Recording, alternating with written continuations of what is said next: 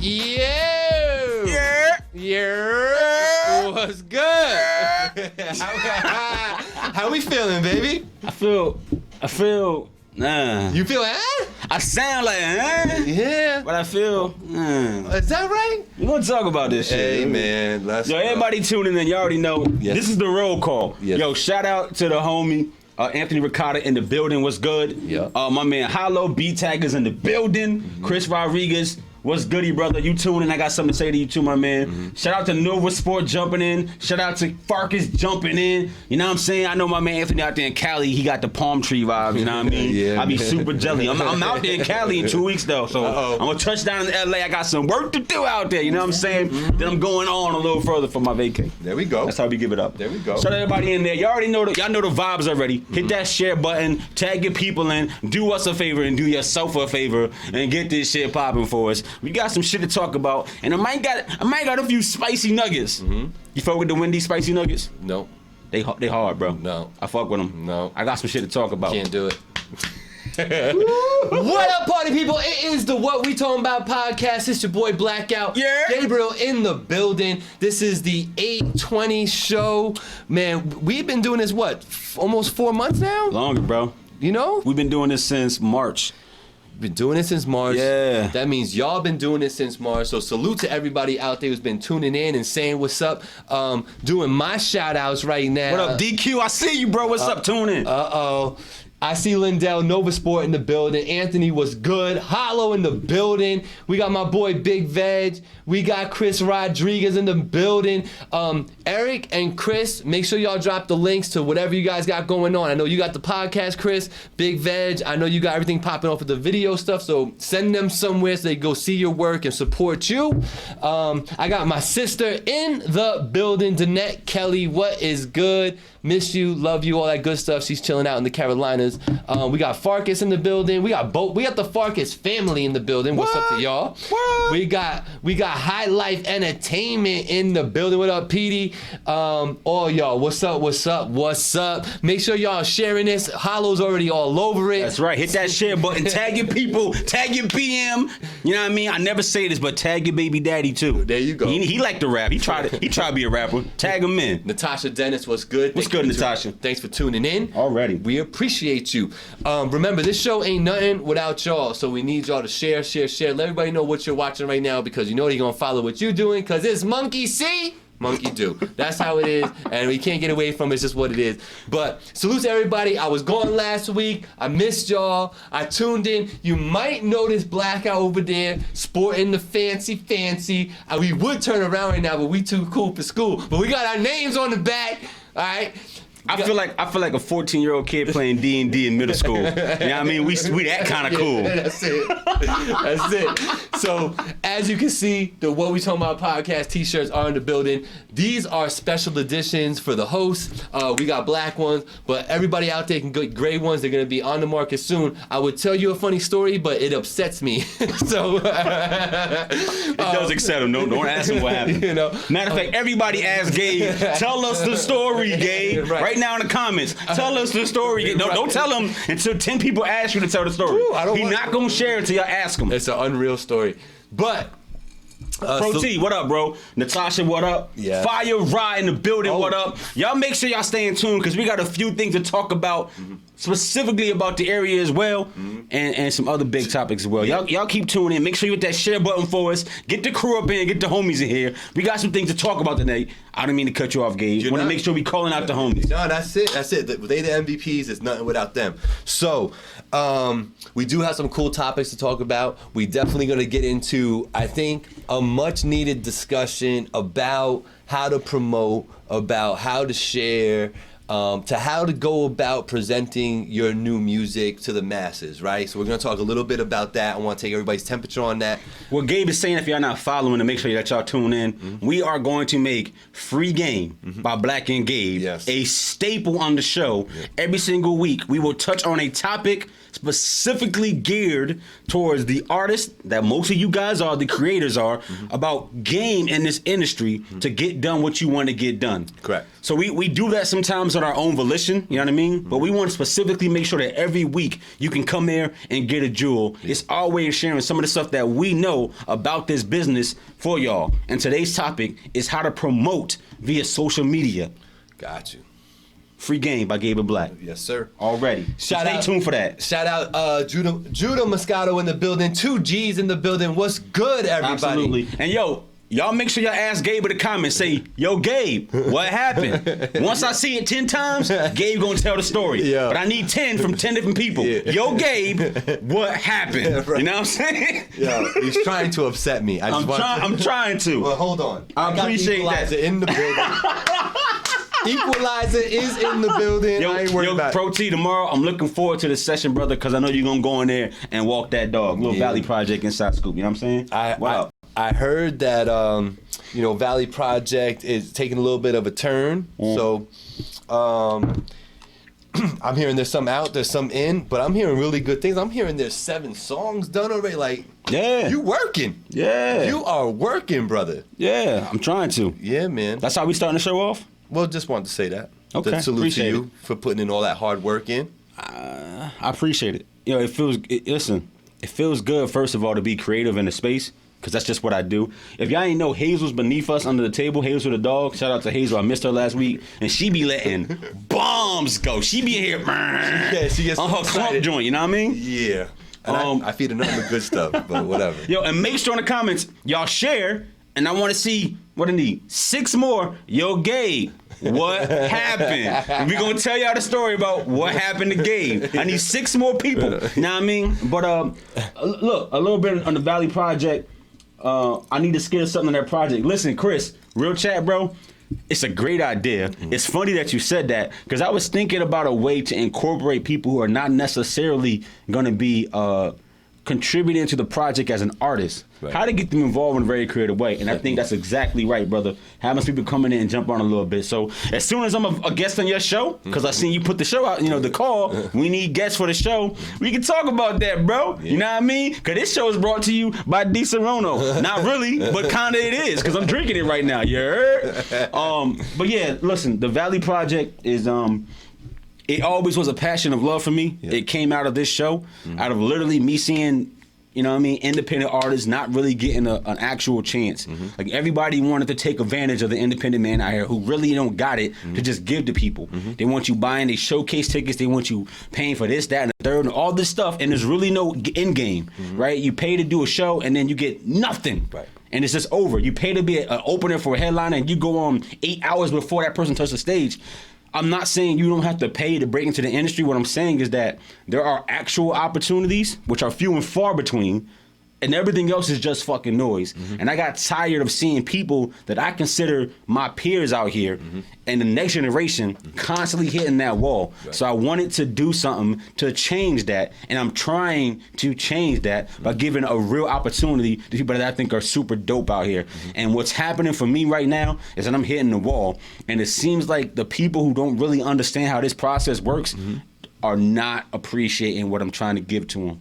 Gotcha. They taking it lightly, and I feel like if I said, look, last year I was on tour with Young Money. You know how I did that? Because it wasn't by not showing up to sessions, not being where you're supposed to be, being late to this, that, and the third, not connecting with your fellow artists on tracks. It wasn't by doing all that fuckboy shit, part of my language. It was by when I got a call, you know what I mean, from Mac, and Mac was like, get on a plane, come to New Orleans. Nikki want to meet you. I got on a plane and went to New Orleans and told my job I'm sick all week. Right. I mean, you do what you got to do for the opportunity, and I felt like it wasn't being taken that way. So I'm having to change some things. Okay. And unfortunately, I don't really care if people are going to take that. Because you can't say I didn't try. Because I've been out here with the bread, booking everything off GP, and working in the background to make this a great event. But honestly, I'm not wasting money. No, nobody should be. I'm wasting money sometimes when I book shit, or I have things in the pipeline, and people don't follow through. And it hasn't been one single person who has come to me in person, who I know personally, and say, yo, Black, plug me in. When they do that, I plug them in, and guess what? They there. They on time. They want all parts of this. You know what I'm saying? So like when I'm talking to the hoodies and they team, it's like, yo, Black, plug me in. Absolutely, I'm plugging you in. Yeah. Why wouldn't I? Yeah. But the person who has absolutely no buzz, them people, they like entitled. And I'm gonna talk about it. They like in their head, they entitled. Yeah. They don't get this. They don't get how we trying to plug them in something way bigger. They don't get this. Or at least they're not showing me that they get this. Right. So I'm really having to rethink this. Got you. Real chat, because I'm not wasting my bread. Real talk on people that, if I walked up to y'all on the street and said, give me $10, niggas wouldn't do it. Right. You know what I'm saying? And I'm out here trying to put together a tour and a project and a promo run for y'all. And y'all strangers to me. Right. You know what I'm saying? Yes, I do. Off of the love of the game in my hood. I'm doing that. No matter what city you from in the area, I'm doing that. So that's my little 2 cents about this Valley project.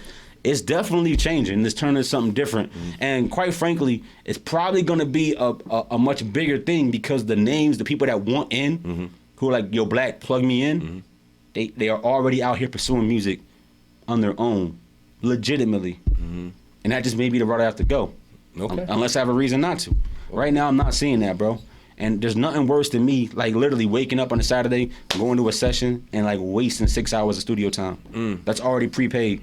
I'm not gonna tell the engineers and shit, go home and give my money back. That ain't how it works. That ain't good business. Right. I'm having to eat that loss. I'm good. Is that a perfect segue into our promotion discussion? Let's talk about it. Let's do a little free game by Black and Gabe. So let's talk about promotion out here. Let's see what the comments got going on. I gotta head out. I'll be right back. That's cool. Come to Newburgh. We in Newburgh. And I'll pay my own way. Hey, I'm always open for the alternate spot, bro, and I'll pay my own way. What up, super producer Big Angie in the building. DD King. I think, does she mean DD King? Oh, DD King. Who is, y'all, you're trying to tag people. Got you. Okay. So Chris saying tomorrow you can make that happen. I hear him. Listen, Chris, am I coming into the studio? Ain't you down in Florida? I won't be there for like another month. I'll be down in Florida though. I might go back down to Miami. Grill's in the building. Promotion is important. All right. But we can talk about that. We can do the free game segment right now. Normally we do the rundown of the current events and the wider spectrum of hip hop. But we can talk about free game already because I think you're right. It is a segue. It is a nice segue because we're just talking about the Valley Project and what's going on there. So, yo, Judah Moscato, I hear you. Shout out. I hear you. Shout out to Remedy Love. I know she sparked a thought in me, and I just think it's crazy how you and I end up clicking on the same cylinder sometimes. It's crazy. That's why the show works. Okay, listen, my sword is out. I'm ready to talk about it. So let's talk about the proper way and the best practice to share your new music. Okay. Let's talk about that. Yeah. Remedy Love, shout out to you. I don't want to just say just music because I think it's anything. I think it's the art of how you use social media when you don't have a following that's just I fuck with you just for the music. Right. Okay. So it could be your music, your shows, your video shoot, your platform, doesn't matter. Okay. So fair enough.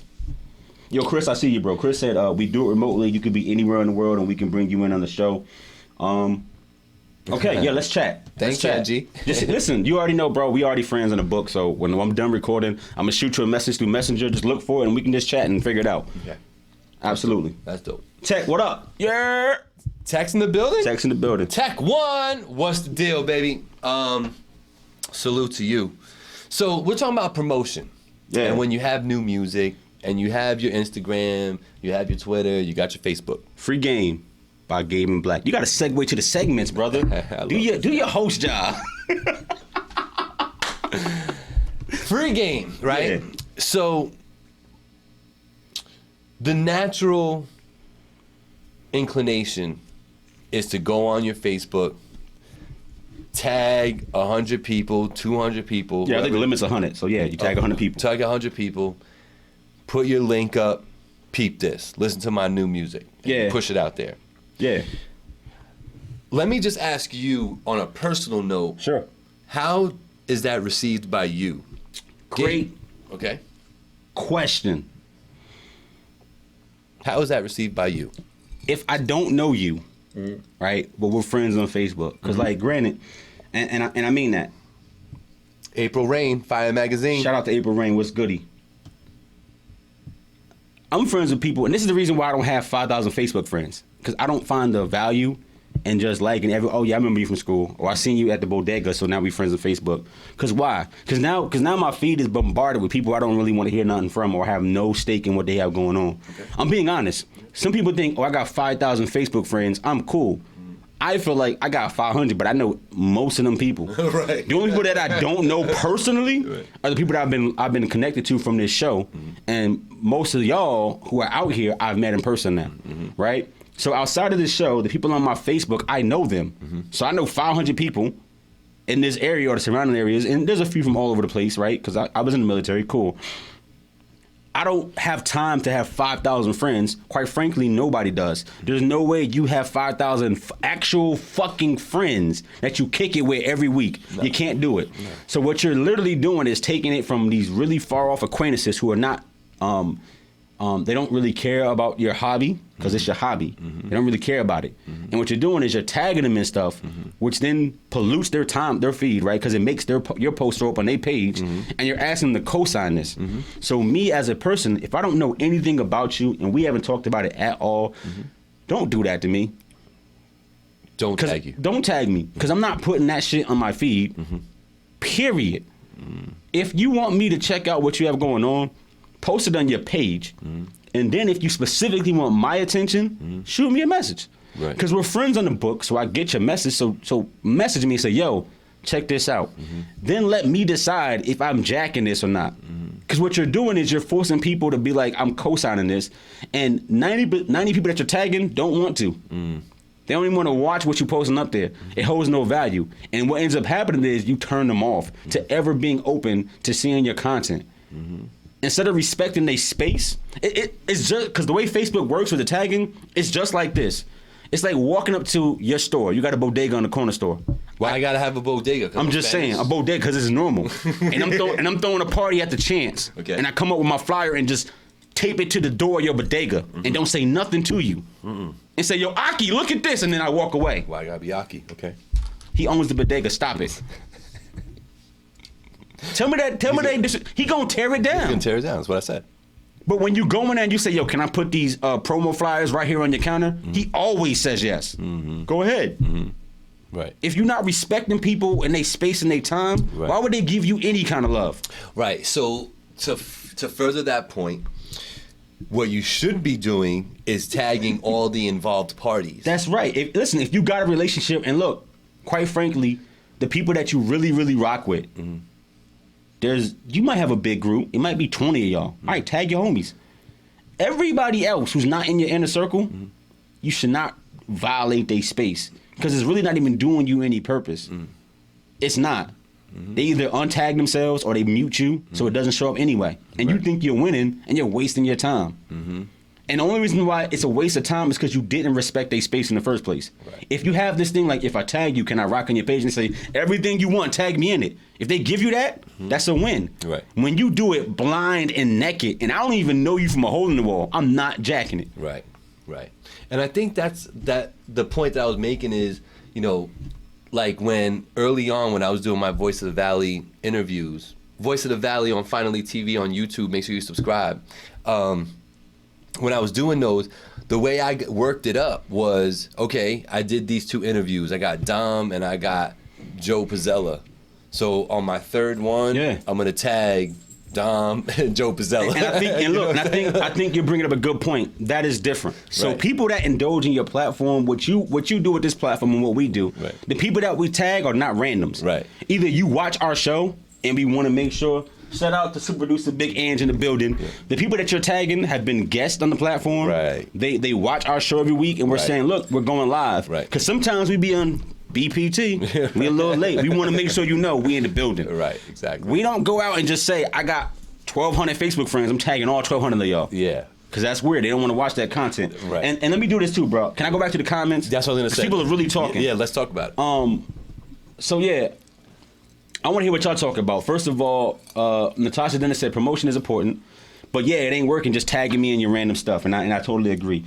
Chris said that's not the right one. Sorry. Tech said it ain't about spamming. Introduce yourself as an artist and try to build a following. Absolutely. Yo, I tell people all the time, like, if you would just say, yo, Black, I want you to check this out, like a personal note, instead of tagging me, just put it in the comment of that video. I'll see that too. I'd rather you do it that way so that I know that you're actually talking to me and you're not just going through a list and just tagging everybody. Right. That's weird to me, and that turns me off. So absolutely right. Chris said, when you share new things, you need to build a relationship with people before just tagging them and 100 others. That's exactly what I'm saying. Yeah, you just and like I said, if you thought about your core friend group, it ain't 5,000 people. It's probably not 100. You might know 100. You might go on a block and talk to all 100, but you don't hang with 100 people every week. You don't. No. So you should really get some buy-in before you start spamming them with stuff. Real talk. Brazy said, you tag 100 and say link in bio. Yeah, that's weird. I'm never going to that link. I don't care how many times you put it in. He's laughing about it. Yo, Tech said, anybody tag me, they get it, and they join, I delete. Are you saying you delete the person or the post, Tech? Because Tech might be saying I'm cutthroat. If you tag me, you done from my page. You done so. Yeah. And I might actually even agree with like, yo, it can, like I said, take your flyer, go to Aki and just put it on his wall and watch what happens. He not jacking it. Pro T said super annoying. Bracy said that's facts though. And I think G's also said it. Facts, because people be tagging you in trash music, and I think that makes it even hard. Because if you say to them, you tag me and I don't jack it, now you a hater. Right. You see what I mean? Yeah. Right. Like, imagine me sending Bet on Black. Y'all need to go check it out. All streaming platforms, yes, Spotify, iTunes, because it's probably like one of the best albums you ever heard. Period. But imagine me like tagging 100 of my friends, and 20 of them is like my coworkers. They don't even like rap music. Right. You know what I mean? Right. And like Bill the janitor hits me up like, yo, Black, right, I love you, bro, but that music was trash. How can I be mad? I'm like, you're a hater, Bill. Right. You know what I mean? Like, you put it in his ear. You're not even jacking this, and I'm just tagging you in it. Right. So, yeah. Right. So, what else we got going on? What up, Gotti? Yo, Poppy, what's the cats on the bread? What's Hollow talking about? People forget about building a relationship with people first. Absolutely. That's what I was saying. Yeah. How are people going to listen to a person they don't know or never met? And that's why we talk about, like, yo, you having shows and stuff like that, or you tag people and stuff, and you saying, yo, go cop my project. Me and Gabe talked about this a couple months ago. He asked me, like, what makes you not go super dumb with the promo on Bet on Black? And I said, honestly, and this is me being honest, the people on my Facebook, most of them I know. Let's say 400. I know them, right? Either in some form or fashion, like we're actually really good friends, or you're somebody I would consider if I seen you in the street and somebody's trying to beat you up, I'm gonna jump in. Yeah, I'm helping. All right, so I know you somewhat. I don't have to tell them to go get my music. Right. See what I mean? Because you shared it. I shared it, and that was enough. They hit me up. If I go down to the store, if I go to that same bodega, they enter like, yo, when you dropping something new. They already know and they ask for it, and they go get it. Shout out Ray Noble and Dom Gotti in the building. What's goody? Yo, Dom, what do you think about that? Because you've been doing your thing for a minute now, a little bit before, and now in this new wave of doing things. I want to hear what you got to say about how to promote your music, because like Dom puts out freestyles. Yeah. These freestyles get anywhere between 10 and 20,000 views. I told him the other day when I saw, like, yo, I jacked it. Yeah. I actually like the fact that he's holding it behind the sound filter. Yeah. Because it's actually a good kind of look when he's kind of in there rocking. So I jack it. So absolutely, we want to hear your opinion. Shout out to JR Madeira for jumping in. What up? Salute to you. And look, not just Dom, anybody in the comments who has an opinion about this topic, because I think it means something. Look, I get when you shoot a video, you want to tag and get as much exposure as possible. Yeah. And with a video, more people are likely to see it. But what ends up happening, I'm being honest, outside of the 20 people you already know, nobody watching it. Yeah. 15 of them, they mute it. 20 of them got the balls to just simply take off the tag, and then they don't see your feed no more. Right. They want to unfriend you because that's not cool. I need numbers. Right. But they just mute you. Yeah. And you don't even realize it. Yeah, you don't know. You think it was your homie, like, yo, did you see my video? I tagged you in it. And they be like, nah, I didn't see it yet. You know why they didn't see it? Because you're muted. Right. Dom said, I never tagged one person in a post for music. Which, by the way, I don't have a problem with. You can tag your homies. When you tag randos. What up, Pat? That lady that taught you high school math 20 years ago. Why? Like, she don't want to jack your music, son. Right. She barely on the book. She barely use it.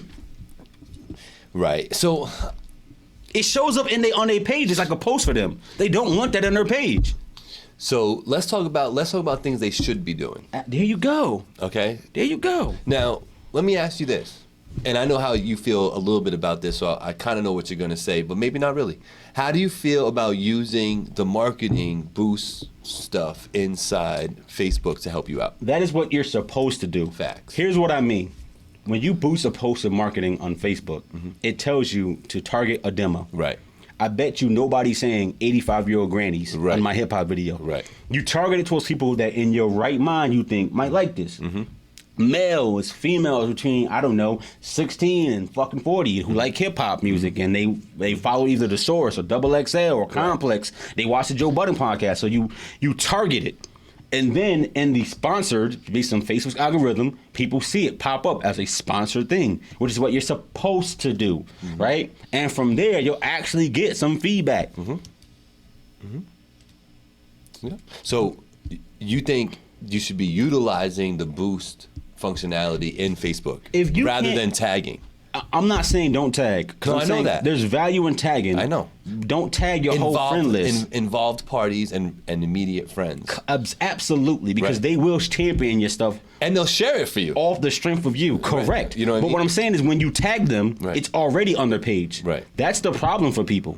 Because then it shows up in everybody else's feed who follows that person. And that's where you get the hate. Because people are like, that song could be garbage. I don't want it on my page like I'm co-signing it, but you my mans. So I'm just going to untag myself.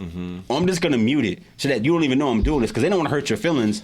And that gives you, that serves no purpose. So the lesson here, or what we're trying to say here, shout out Rachel Hendricks in the building.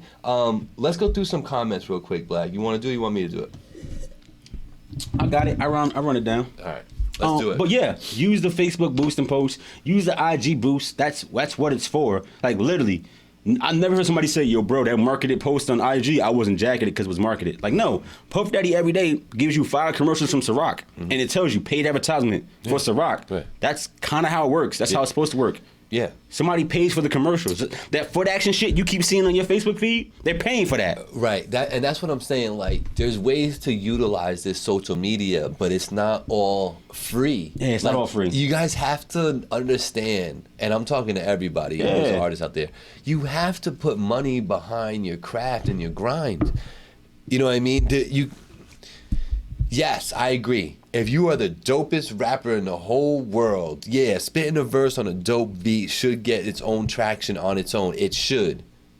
It doesn't always, number one. You know what I'm saying? Number two, the way the algorithms work in Facebook and Instagram, just because you posted something doesn't mean that people saw it. Right, which is why people tag. Right. Right. But that's the wrong way. Exactly. Boosting is the way. Boosting is the way. And you know how bad it is with Facebook? And this is literally free game. I went to go boost a post that we had. We did a show, and I like to do a small. Now, when I talk about putting money behind things, I put $5. We put $10. We put $13 total behind our show in marketing. We Yeah. get over 1,000 views every week. Yeah. Right. We're getting the exposure we want during the show and after the show. Correct. Right. You don't need a lot of money to do this stuff, but you do. This is the part that I was gonna tell you. I went on Facebook, went to go boost the post. One of the genres of people that I could boost it to is people I'm already friends with. There you go. And they'll see it. And that told me everything I needed to know about the algorithms on Facebook and how it works. Yep. Because now they're telling me straight up, you're gonna have to pay for this to get seen. Say it with your chest. They're telling you that you should pay to even promote to your friends. Right. Don't abuse them by tagging them and polluting their feed with what you have going on. Bingo. They may not want their mom and their coworkers to see your hip hop video, people. Right. Y'all don't get this? Right. It's not because they're hating on you. Right. And I think, and this is just me from my perspective. Yeah. When you tag your friends in it, you're gonna get a certain amount of traction. Cool. Right? That's cool. When you boost it, you're gonna be on a different level of traction. You're way more. And a different level of exposure. Absolutely. It's showing it to people that don't know you, but they know, they being Facebook and the powers that be, that this person listens to hip hop, that this person likes posts that have music in it, that this person lives in this area. They know those things. Yeah. And they're gonna send and that's how targeted ads work. Right. Yeah. You know, Facebook's doing it all for you, but you gotta be willing to come out of pocket with your $5. credit card and put some money behind it. Stop it. Yeah. Can I talk to people right quick? Because they're in the comments. Go ahead. Natasha said, pay for your pages, people. It's beneficial. Absolutely. I have an artist page. My artist page has way more people on it than my personal page. Yeah. That should say everything I need to say. Yeah. Brazy said, I don't blame him. I definitely delete a few people. Okay. If somebody tags your page with some music and you're like, yo, I'm not feeling it, they just straight deleting. So it is what it is. It is. Chris said, but I'm the same token. Let's break this down. Why do people buy Jordans besides the brand? Because it's in their face all the time. Subconsciously, people see and want. Does it make sense? Yes, but what I'm saying is that tagging, like what Jordan's not doing is he's not going door to door, taking a shoe and stuffing it in your face. Just like Hollow said, because Jordan was an icon. That's why he can do that. That's why he can do that. He can do Jordan, right? And that's enough. And that's it. Cool. But they still made the commercials. You still saw him and Bird doing trick shots in the gym. You know what I mean? You still saw him doing the jump, man. You still saw him spinning the ball. He's an icon. And you're paying the rich people. He can literally go on the screen every day and say, I'm Michael Jordan, buy my shoe, and then leave, and it would have the same effect. They still take the money and give them a budget. Yeah. You understand? Yeah. Yep. Exactly. So Natalia says I want to go through the comments though. Yeah, I use it religiously and I don't tag. Period. Okay. Groovy said the boost on Facebook and IG definitely helps. I think that's the whole purpose. If you spent $500 to shoot a video, you tell me you can't spend $10 to promote it? That's dumb. Yeah. That should already be in your video budget. Yeah. Pat Costello, my rhyme is named Dr. Octagon on YouTube. 32,000 likes. Okay, Pat. Listen, Pat, you just did what we just talked about. You just jumped in here and said, check this thing out. Yo, Hollow said I'm tagging everything out here. I hear you. You're a beat tagger. That's different. Natasha said it costs money to get money. Moscato said it's actually better to market to people who don't know you. They are more willing to show love to people you know. That is always... Say it again. Say it with your chest. It's always real. It's always realer that way. Yeah. Chris said, I'm not saying tagging, sponsoring posts is what I meant. Got you. Right. Yeah. You should. Yep. Yo, and look, GQ, Money Mike Lindsay, shout out for jumping in, brother. Check the show out. Stay in here and watch what we talking about. We talking some junk. You know what I'm saying? That's what the comments is talking about. Okay. And I think that it's what we're saying is being well received by them. And I just hope that it could resonate with all the artists out there that are trying to do something, whether you're a comedian, singer, rapper, whatever you got going on. Put money behind what you're doing. Because tagging's a turnoff. And honestly, use Instagram better. Use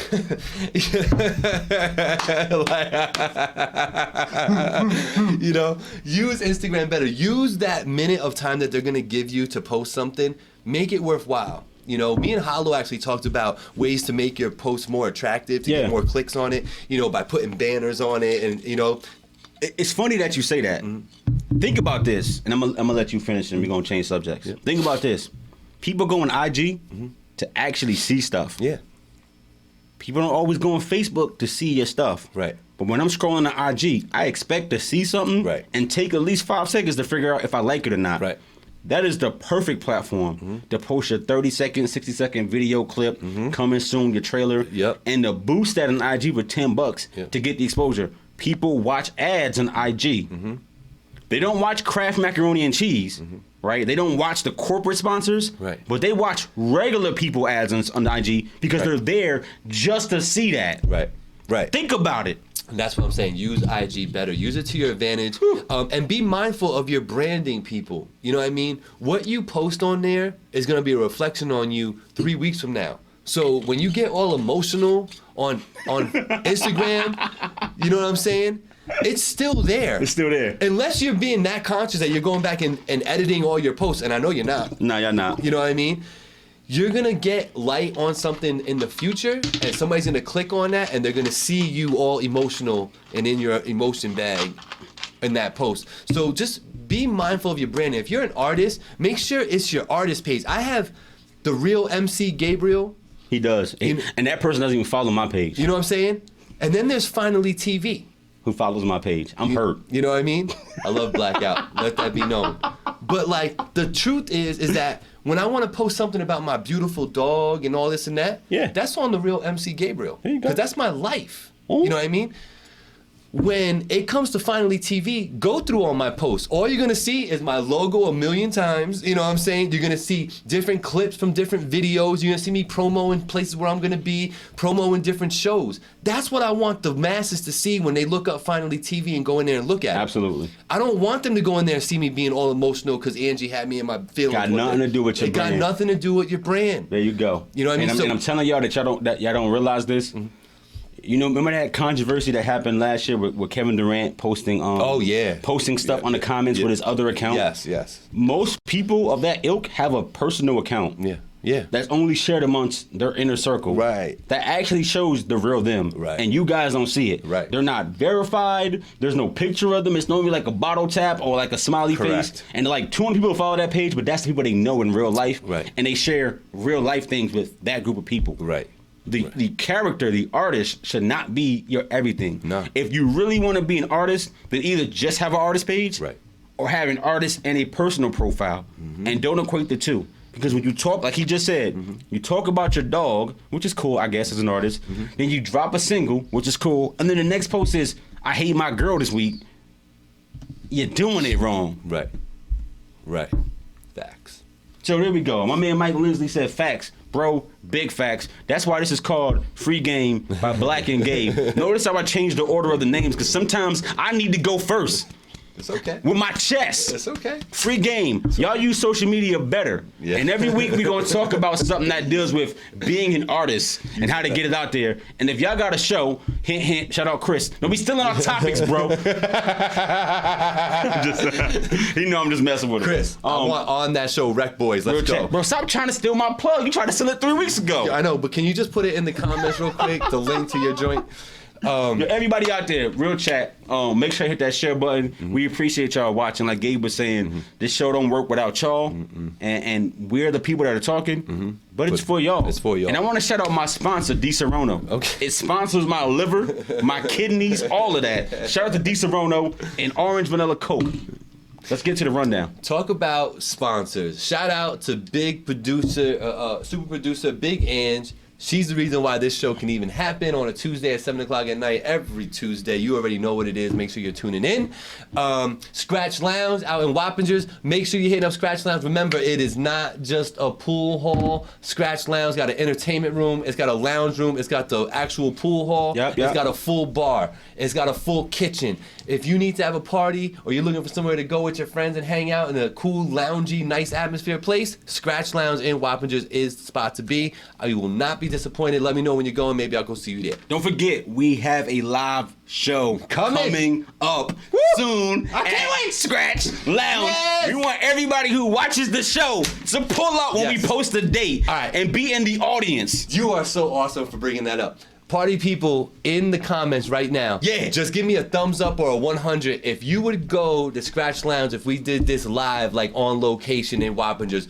Would y'all show up? We'll just show up. Because remember, a live show, we're giving out t-shirts. Yep. We talking to y'all in real time about these topics. Yep. We may even have a raffle because we just cool like that. Yeah. You never know. Would you pull up to us at Scratch Lounge right here in Wappingers Falls for a live, what we talking about broadcast? Yes, I would love that. And you never know, you might end up being a part of the 3 the Hard Way segment. You might be in real time. Look, shout out to DJ Flatline for tuning in. What up? April said you and that orange Coke every single week, baby. Send me a case because I love it. And I will shout you out for the next 4 weeks. You feel me? I also would like to say, shout out Fire Magazine. Shout out Fire Magazine.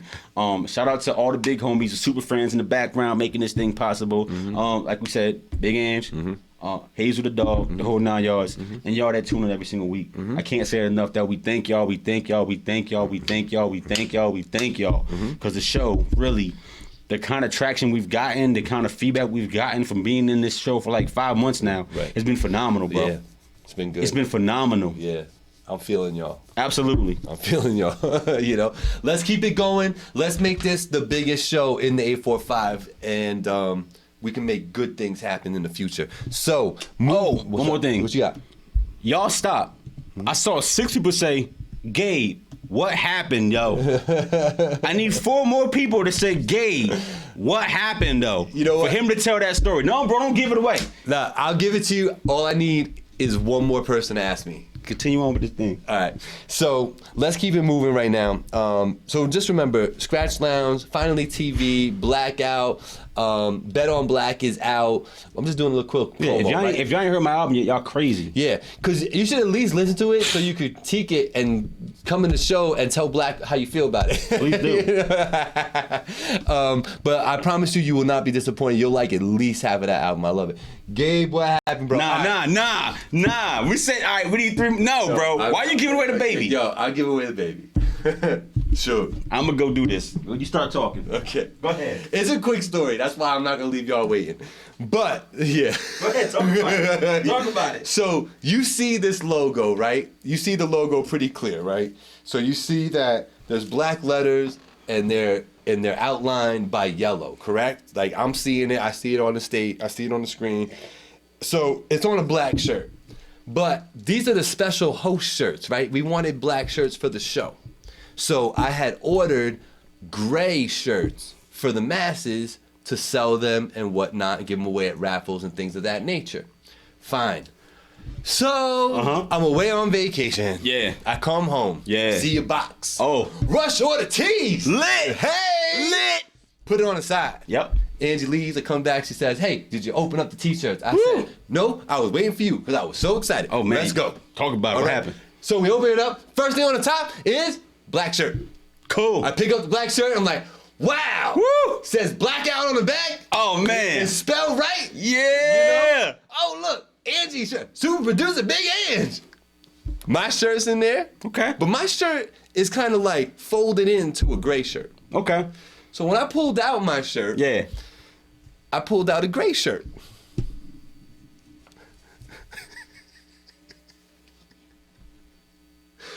Do y'all see? You don't see. Okay? You don't see. Okay? This is what professional people do. Woo! Somebody printed this shirt. They did that. Okay? Looked at it and said, Yeah. pack it up.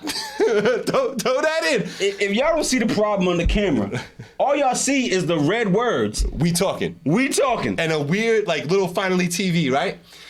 The shirt is supposed to be this. It's supposed to say, what we talking about, Finally TV. But all you see, literally all you see is we talking and a white blob. Yo, let me tell y'all something. Already, when y'all pull up to us in Scratch Lounge, y'all getting these joints. You understand? You understand? Shout out to not Vistaprint, because they ain't make these. Vistaprint didn't make these. So, who did make it was rushordertees.com. They did a great job on my Finally TV shirts, the original joints. I went back to them with these. They're actually, I have to give them credit. They're gonna correct the whole situation. They got 50 more shirts on the way to me. I'm gonna have them most likely by Monday. So shout out to everybody that pre-ordered a shirt. Hello, I got you. I got a few of you. I did not send you a shirt. I did not tell you to come over because these shirts ain't right, bro. We got the right ones coming in. Yeah, these are like beach shirts. These are like working around the house shirts. These are doing the lawn shirt. You know what I mean? Why are you telling people our podcast is like doing the lawn? Man, listen, when a shirt is just misprinted and it's got nothing, you could sleep in it. Ladies, get a double XL of it. Absolutely. Get a big joint, go to bed in it. Yeah. No negligence needed. Right, because this will cover you. So, and there won't be nothing to see except we talking. So that's what happened is they left the blackout on, and that's the irony in the whole thing, the coincidence, right?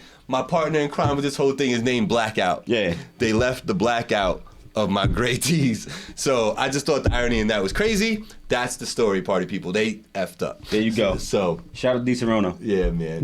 Monster, what's good, baby? How you doing? What up, Chadwick? You tune in, bro. You like hip hop sometimes every once in a while. Who's that, Monster? No, Mike Chadwick. Oh yeah, no. He does. All right. Let's continue down this rundown, bro. Yeah. The next thing I had was something else, but I'm going to talk about real quick. Jeezy. Shout out to Jeezy, man. He got some trap star. He's got Snowman, Legend of Snowman. Thug Motivation 104, the final chapter in the Thug Motivation series by Jeezy, a.k.a. Young Jizzle, a.k.a. Mr. If you're looking for me, I'm on the block with the thing. He has some serious features on. He does. What do you think about that? He brought out the friends for his last go around. He was talking today on Jalen and Jacoby. I'm a big sports fan. If y'all don't know who Jalen and Jacoby is, Jalen Rose, Jacoby. They do a talk show every day at 3:00, like people at the barbershop, just hanging out. Yeah. And Jeezy was there talking about the project. Okay. So look, I'm all for it. He said this is his final one. He's saying he's retiring, and then when they pressed him, he said, "Look, definitely this is my last Def Jam album, which he's been with his whole career." Right. So in his mind, he's hanging it up, but he's saying never say never. If the right situation presented itself, I might do one more album, but no more Thug Motivations. This is the last TM 104. What's your take on Jeezy as an artist? Jeezy hung around a lot longer than somebody with what he brings to the table normally does. Does that make sense? Yeah. I like Jeezy a lot, but he literally survived off of coke rap and drug rap and yayo rap when he wasn't the best at doing that, which is kind of odd. You listen to his catalog, he don't really got too many crossover hits. He don't really got too many of those big singles. He don't. His first album was littered with them, but it was a different era. So when like shit with him and Akon came out, that was different. That was 2004, 2005. It was a different time. The fact that he's still been around dropping albums, and he hasn't really changed his sound is almost shocking. And that's the point, I think, with Jeezy is, for me, and I say this all the time when we're reviewing music, his voice, man. Great rap voice. You know what I'm saying? His voice is almost perfect. It is. You know what I'm saying? But that's also the reason why Def Jam is like, they signed him to this long contract. If y'all don't know the business side of it, they signed him to a 6-album deal. 6, which doesn't normally happen unless you're getting jerked in the back end. But after Thug Motivation 101 went like triple, quadruple platinum, they gave him a 6-album deal. So he has to finish up that contract, and I believe because his last 3 albums didn't really go commercially, they didn't do nothing. They didn't do well, no. That's why it's like it's over for him. Got you. You know what I mean? Because he's really been around a long time. If you think about it, and he pops up once every 2 or 3 years with a song, and then he's gone because his music, for the most part, doesn't speak to a lot of people in today's hip-hop climate. Right. And I like Jeezy a lot. I think Thug Motivation 101 is a damn near a classic, and most people I don't think would give him that. I think it almost is for that kind of music, that trap or die music. He had bangers on that album. That's a really well put together album, but it's a product of its era. That music doesn't fly in 2019. Right. So, salute to Jeezy for coming out. I didn't mark down when the album was coming out. This Friday. It comes out Friday? Yeah. So it's go support that. Run the streams. Legend of the Snowman, TM 104. Salute to Jeezy doing his thing, man, still. So last week, you had a question presented to you about hip hop and about a little bit more about the rap list, like the best rappers list. And then that kind of evolved into what's your favorite album type deal. Yes. You know what I mean? So I don't know if we're prepared to go through the whole pick 6 right now. Correct. But let's set some criteria for both the best, and I want to make sure, I want my vernacular to be right on this. Okay. One. Is it best rapper? Is it best artist? Like the word. Cool. Love it. Best hip hop artist. Boom. Not best lyricist, not the best rapper, not lyrical miracle. Okay. Best hip hop artist. I like it. And Danette, yes, you should be expecting yours when we sending some down there. You're going to get all these misprinted shirts. That's right. In abundance. Grill said we talking. You know, that's all we doing is talking. It ain't what and about or none of that. We just talking. I know. Judah said the errors are usually worth more. You're absolutely right. Like basketball cards, misprints go up in value. Right. We gonna hold on to those. If y'all get those, run up them pockets. Matter of fact, we charge them $40 for them. Because you ain't gonna never get those no more. You feel me? I'm going to give them out, but then I'm going to hold one of each side. You know what I'm saying? One of each sides and stuff. So real quick, Judah saying, I live in the South. Jeezy is a legend in coke rap. If you're bagging up the trap, you're bumping Jeezy all this shit. Now, where are you seeing that? Because I'm not seeing that from Judah. It's the last comment that he just made. I don't see that. Yep. I lived in the South. Jeezy is a legend in coke rap. If you're bagging up in the track, you're bumping Jeezy, all his shit bang. Jeezy is a legend, absolutely. You know? So I get it. In the South, he is coveted. I mean, he's like the new Juvenile down there. They love Juvie that dude. You know what I'm saying? And I rock with him. Yeah. You know? So that was great. So best hip hop artist is how best hip hop artist. Yep. And look, and Judah, if you didn't know, I grew up in North Carolina. There you go. That's the South. I was stationed in Louisiana, 2 hours from New Orleans. Yeah. You know what I mean? I was stationed in Georgia. You know what I mean? 45 minutes from Atlanta. Like, I know Southern hip hop. I grew up on that. Yeah, yeah. And Jeezy, one of those dudes down there. He is. No, he definitely is. But the mainstream appeal been gone a long time ago. That's what I'm saying. Outside of there, yeah. Outside of his sound, his bass, yeah. Exactly. So what do you want to talk about first? You want to talk about the making a list and the criteria for it, about a best hip hop artist, or do you want to go down the criteria for the best albums? We can do both. You pick. Okay. You the moderator. All right. So best hip hop artist. Yes. Love the title. Yes. Okay. To be a hip hop artist and to be considered the best, I want to hear from y'all. Y'all gonna help me with this one. Better be bedazzled for 40. Bedazzled, he meant. Yo, So- you're gonna listen, Blackout's gonna wipe his face with it.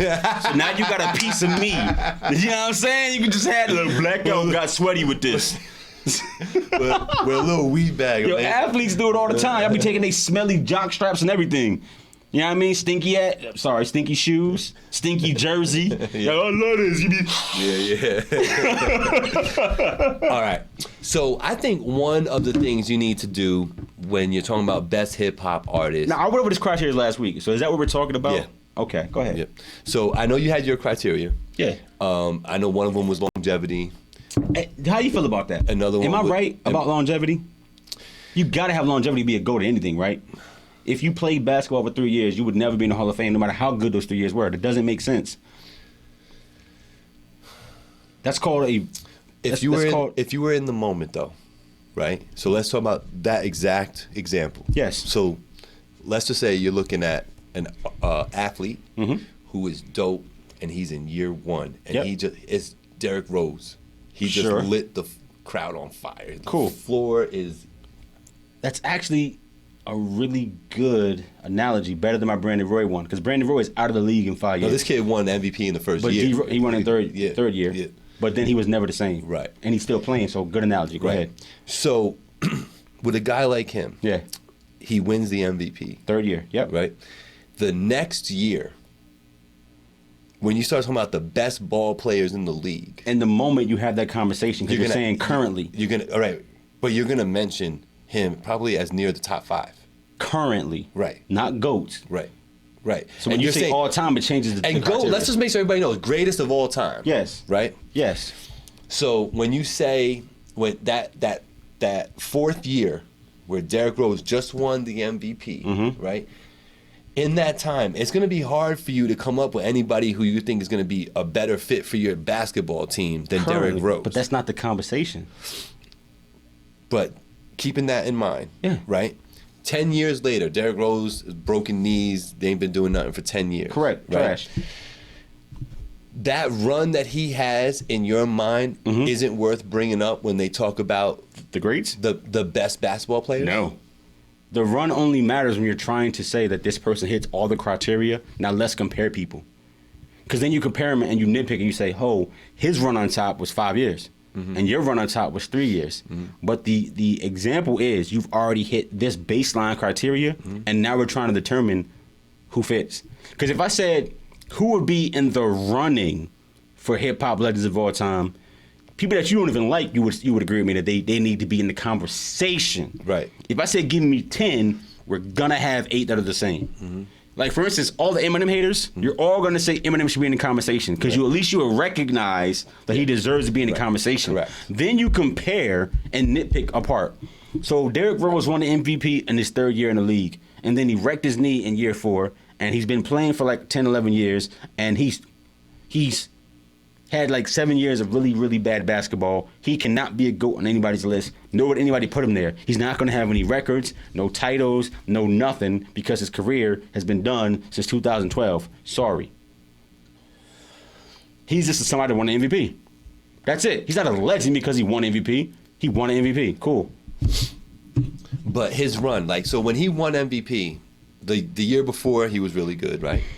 He was okay. Right. He was good. He was 20 and like 8. He was an all-star his first time. You know? And then... His second year, he won. His 3rd year, he won MVP. Right. And then the 4th year... He got hurt. That's all when his knee started going bad Yeah. and all that. So... He had 2 good years. The knee being hurt Yes. is the equivalent of a flop album. Yes. Okay.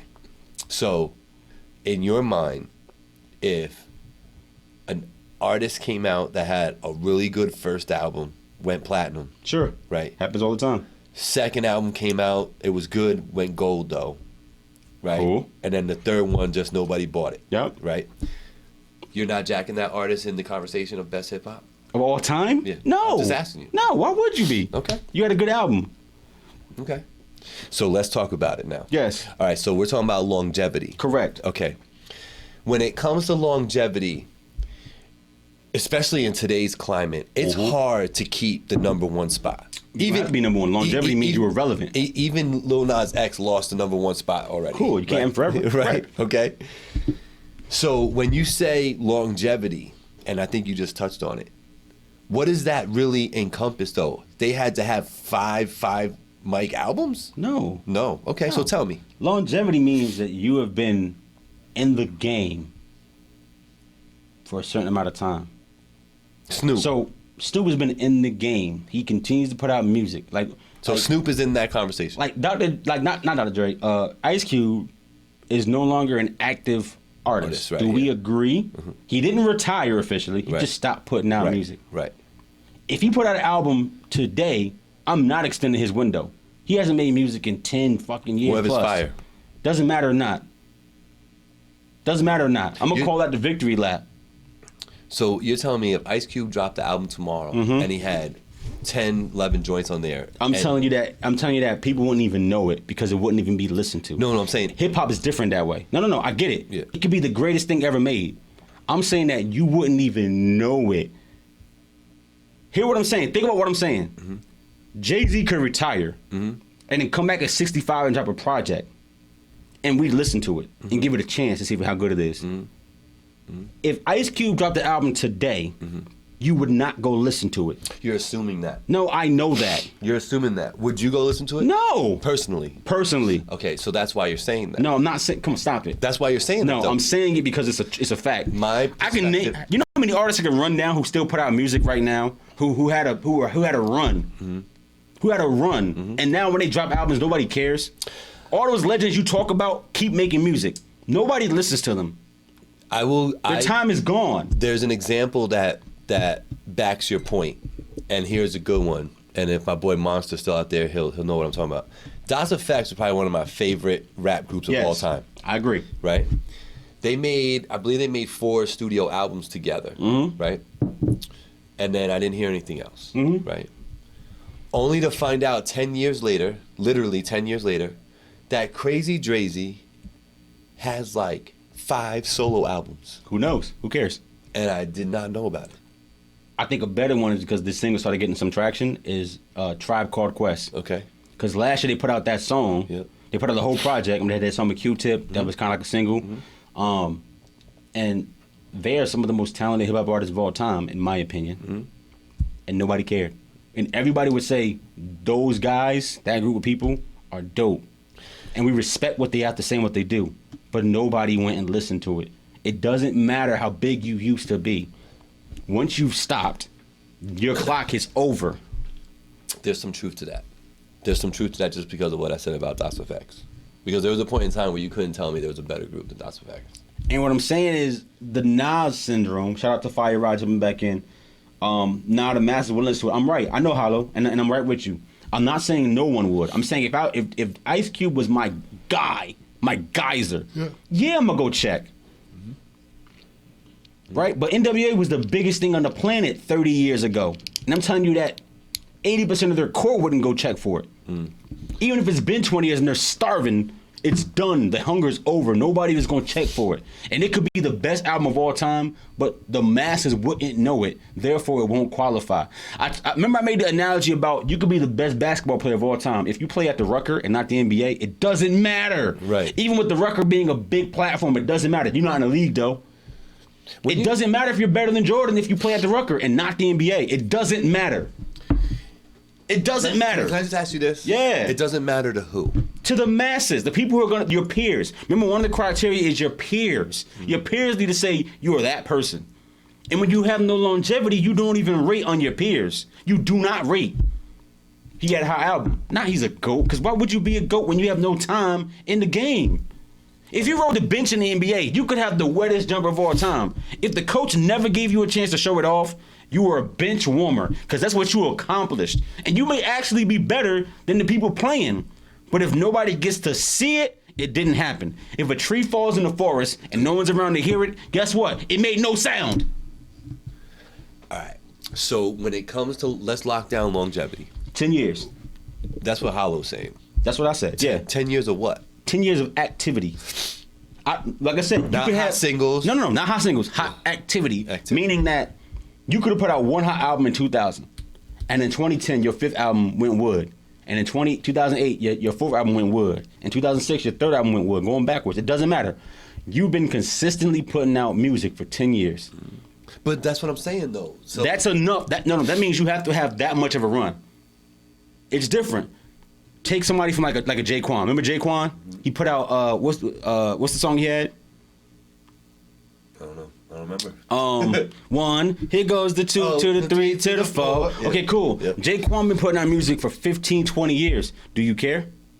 No. When do you consider him as not active? You probably haven't thought about Jaquan in 15 years. I haven't thought of him since that song. You know why? Because he's not active. Mm-hmm. Even though he's putting out music, he's not active in the game. You understand? He's at the Rucker. I'm putting out albums, right? I can't be a GOAT in the game because I'm not in the NBA. Right. I feel you. I'm at open gym at the fucking Armory. All right, so criteria for longevity. 10 years in the game. And you know what that means. That means people checking for you. Okay. Am I right, people? Talk to me. So y'all understand why I say this. It ain't enough to be but he put out an album on iTunes last week. So did Craig from his basement. Who cared? Right, like a major release. 10 years of major releases. Another criteria, longevity. So Judah has said in here, hip hop artist is kind of broad as well. He said Hurricane Chris. Hey, baby. Because R&B would fall under the hip hop. Yes. So that would make Bryson Tiller a hip hop artist. Yes, and that's why I said hip hop. One of the things we talk about with the genres all the time is how all of them have kind of diverged into this one uber genre. And I'm going to say this, and I want you to think about what I'm saying. R&B is dead. Remember I said this to you before. Mm-hmm. It doesn't exist as a genre. The people who are grandfathered in can keep making R&B. Mm-hmm. Meaning that Chris Brown can put out an R&B record in 2019 and that's fine because he's Chris Brown. He's been around for 15 years. You understand what I'm saying? You understand what I'm saying? A&Rs ain't checking for R&B singers. The only way as an R&B singer you get on now is to be a viral star. They're not developing singers. They are not developing singers. You will not be a good singer and get a deal without a buzz where you're already, you understand what I'm saying? Yeah. They are not developing R&B because it is no longer a viable genre.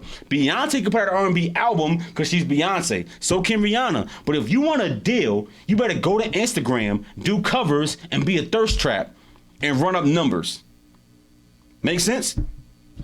R&B is dead as a viable genre. You are now a hip-hop artist because the rappers are doing what you do. I know. They're singing and harmonizing. But when it comes to this list, yes, I personally don't want Chris Brown on my list. You may not want Chris Brown on a hip-hop artist list, and I wouldn't put him on my hip-hop artist list. I'm talking about there are certain artists who tightrope walk the meaning of what kind of artist are you, and I think they're obvious.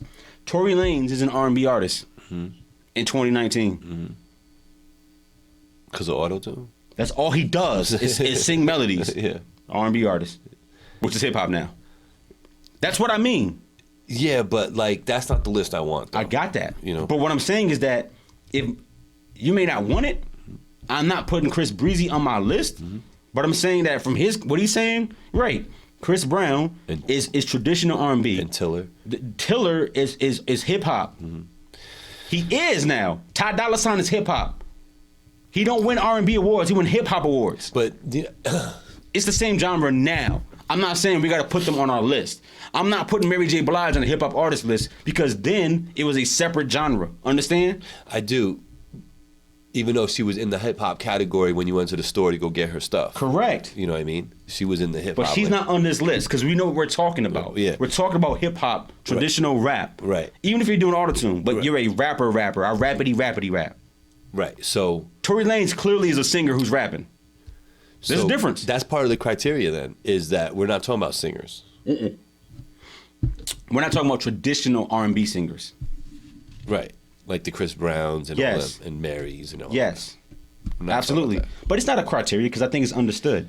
I hope. But like when, it's understood. When Judah says that though, it does open my eyes a little bit to see like what people were going to say about our list. See, Judah, when you say make it rap artist, it's not a rap artist because hip hop is different. And I don't want to exclude people who don't go lyrical miracle. Because there is value in people who don't do lyrical miracle. But you could be a rapper that's not lyrical miracle, though. Correct. But when you say rapper, that means I rap, and it has a certain connotation to it already. Mm-hmm. We can be in the weeds here all night. Yeah. But I think that when I say these things, it's understood exactly what I mean. If you want to play devil's advocate to have a conversation, we can do this for 12 hours. Yeah. But talking about what I'm saying, I know everybody gets it. Yeah. A rapper is somebody who raps. Mm-hmm. Drake can rap. Mm-hmm. Yes, he sings sometimes, but he can rap, right? Young M.A. is trying to rap, right? The City Girls are trying to rap. Mm-hmm. Fair enough? Yeah. Tory Lanez is singing. Yeah. Yes, he's rapping, but he's singing. Mm-hmm. That's as close as you get to R&B right now. So in my mind, our list does not include that type. It would for this era.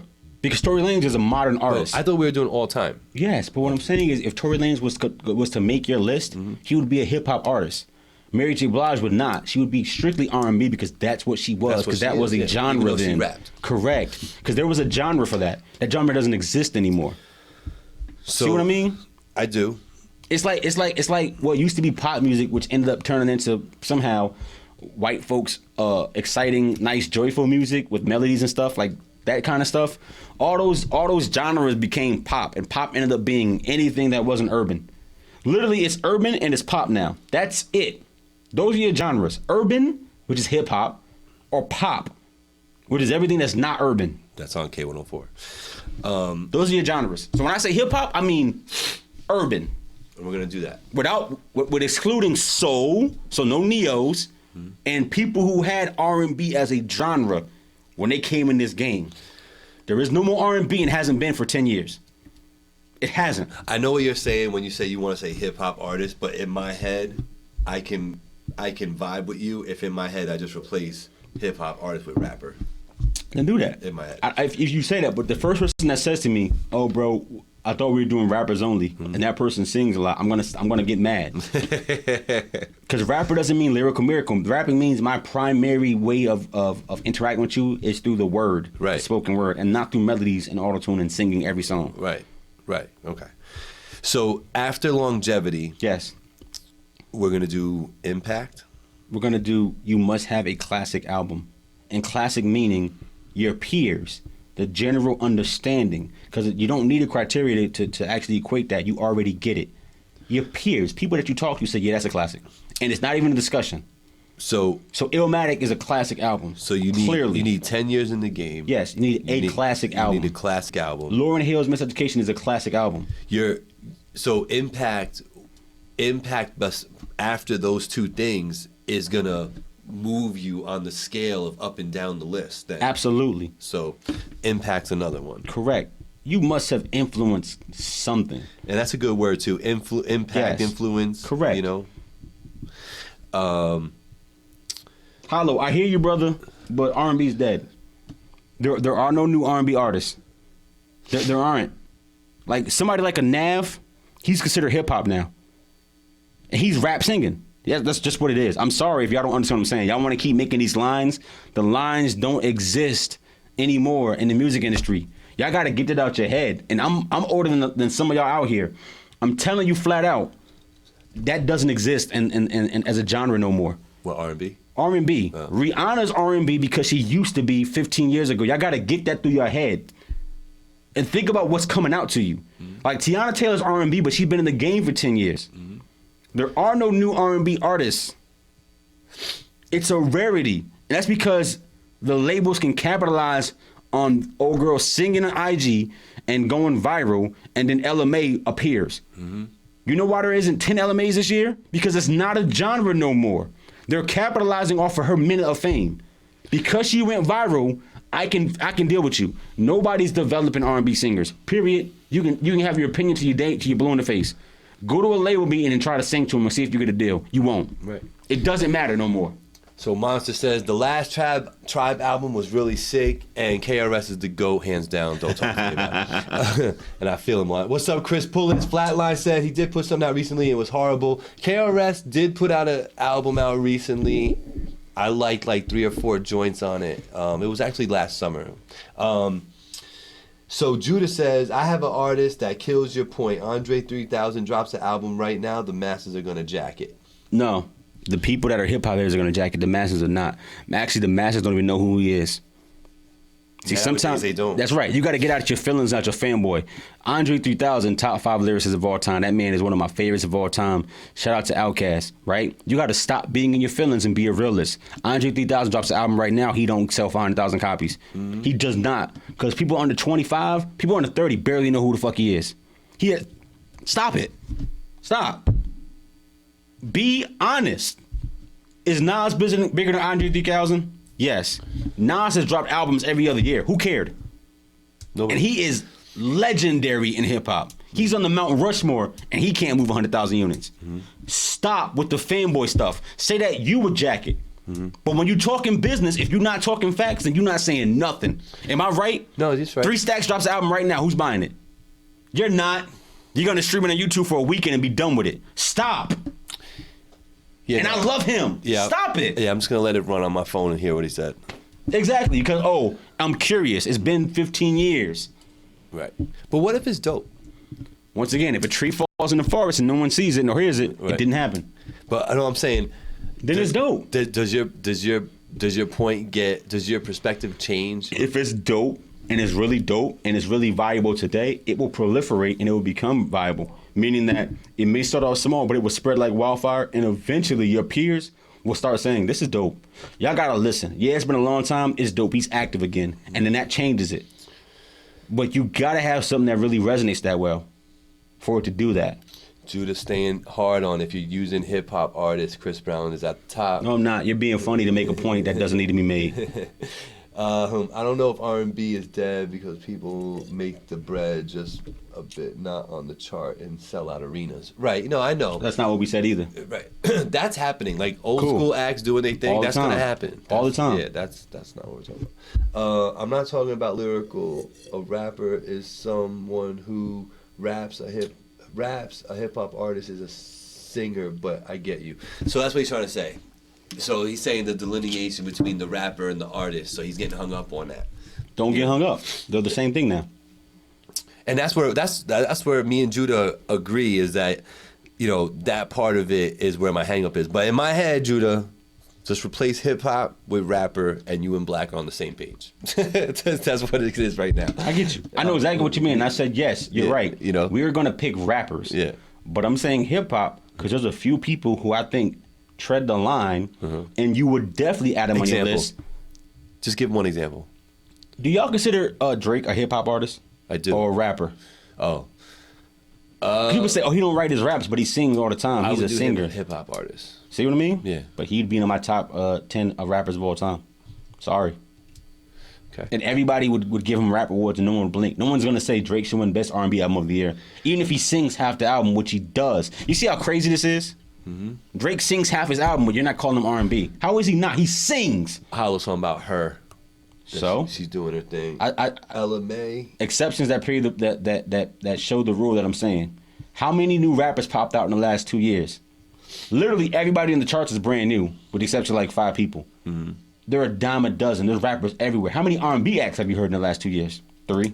Stop it. You're proving my point for me. You want to pull out exceptions to the rule? SZA. I love SZA. She's R&B. But you know what she's been doing? The same thing 070 Shake did. Y'all know who that is? Barely, because Kanye co-signing her, right? She's dope. How many of them are there in the game? 5. How many rappers came out this year? 50. Yeah. Who was Polo G last year? I don't know. Who was the Baby last year? I don't know. The XXL freshman cover exists because every year people come out the woodworks. Do you see the XXL R&B list? No. You know why? Because it doesn't exist. Stop, people. Come on, talk to me nice. Bring facts. Don't bring these exceptions to make a point just to argue. I know what I'm talking about. Yeah. We in there. Right. So Chris Rodriguez saying, how many rappers are getting deals? You know, 30,000 of them. Every single one that makes a stupid song that goes viral. All of them. They getting 360 butt deals where they can't really make no bread, but y'all eat it up. Daniel Caesar, Hollow's bringing up. Want me to keep going? Yo, Hollow, I love you, bro. You the man. So let's go ahead. We talked about longevity, impact. We talked about a classic album. We talked about 10 years in the game. Right. And the fourth criteria for me was your peers need to acknowledge you as such. It's not good enough for me to think that you got 4 albums, classic albums, if your peers aren't saying the same thing. Like your peers your or peers, their peers? Their peers. Meaning that when people say Snoop is a legend, it's not because the fans say it, which is part of it, but his peers call him a legend. Yeah. That makes him legendary. Right. Understand? Sure. When Jay-Z said he was the GOAT in 98, he wasn't the GOAT. He just said he was. Right. But in 2019, if you say Jay-Z's the GOAT, he's a legendary figure, everyone says, yep. Yeah. That's what I mean by your peers acknowledge you as such. Okay. So, peer acknowledgement. That's right. That's a big part of it. Because those are the ones that give you those awards. I saw Missy the other day getting that Video Vanguard Award. Yeah. That's my queen. Yeah. Her peer says she's that. Yeah. I saw that too. Salute to Missy Elliott. We should have brought that up in the rundown. I brought it up last week. Oh, you did? Okay. I wasn't here. Okay. So we losing the people over here. Yeah, losing the people. They know what it is. They tuning out. All right. So we got longevity, got to have a classic album, your impact, influence, and your peer acknowledgement. Yes. There's something else. What else could it be? Lyrical ability. Nah. It's got to be. No, that's best lyricist. And you know why I divorce the lyrical ability from the actual rap? Mm-hmm. Because what makes you successful is not how good you are at something. This might sound really weird when I say it, good girl. Mm-hmm. But you got to understand me. Okay, good girl. Okay. Hazel is licking me up. Okay, come on, Hazel, come on. Damn. Call your girl. Because she going ham. Thank you. Nah, unlike a sport where your talent is literally the only reason why you're in the league, it's different as an entertainer. Music is entertainment and they go hand in hand. So if you told me right now that Michael Jackson is a GOAT in pop music or that hybrid music, I'm going to say you're right. He did it all. Chris Brown followed that blueprint. He did it all. You're right. Does that invalidate somebody who doesn't take that route and does what they do? For instance, Soulja Boy is a trash rapper, but for like 4 years he was everywhere. You're going to tell me that run didn't happen because he's not a nice rapper? Not 10 years, so it don't matter for this list, but yeah, I hear what you're saying.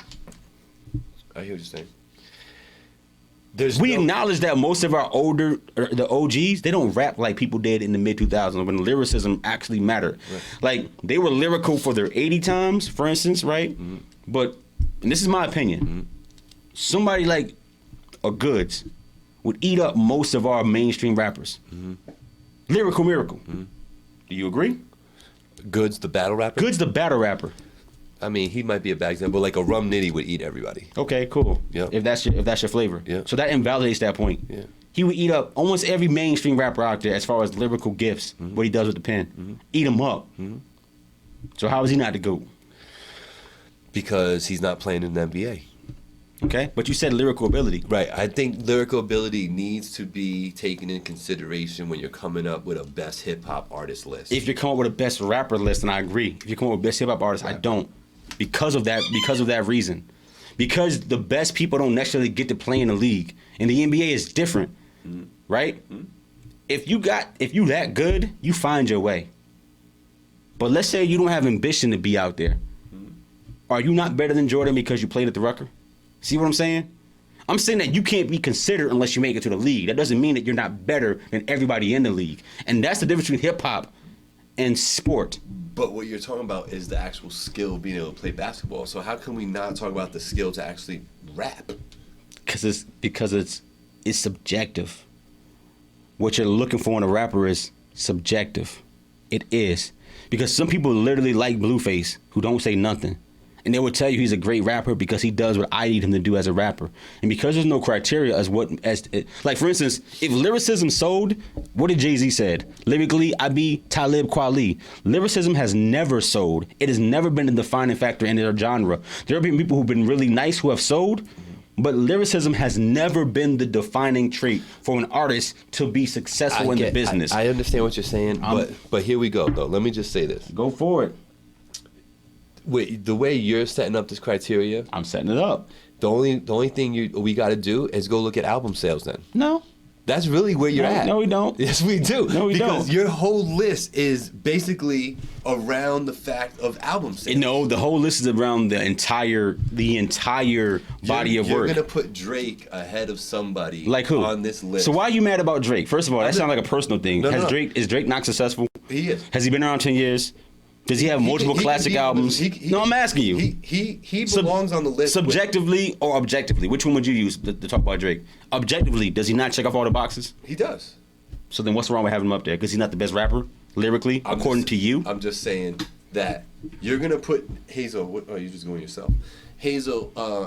you're going to put Drake above somebody because he sold more records. No, I'm not. I'm not putting Drake 100%. Above anybody because of record sales. You will. Drake belongs above a lot of people because his run was better. It has. You know what I'm saying? You're going to say... Would I be right? It depends on who it is, who we're talking about.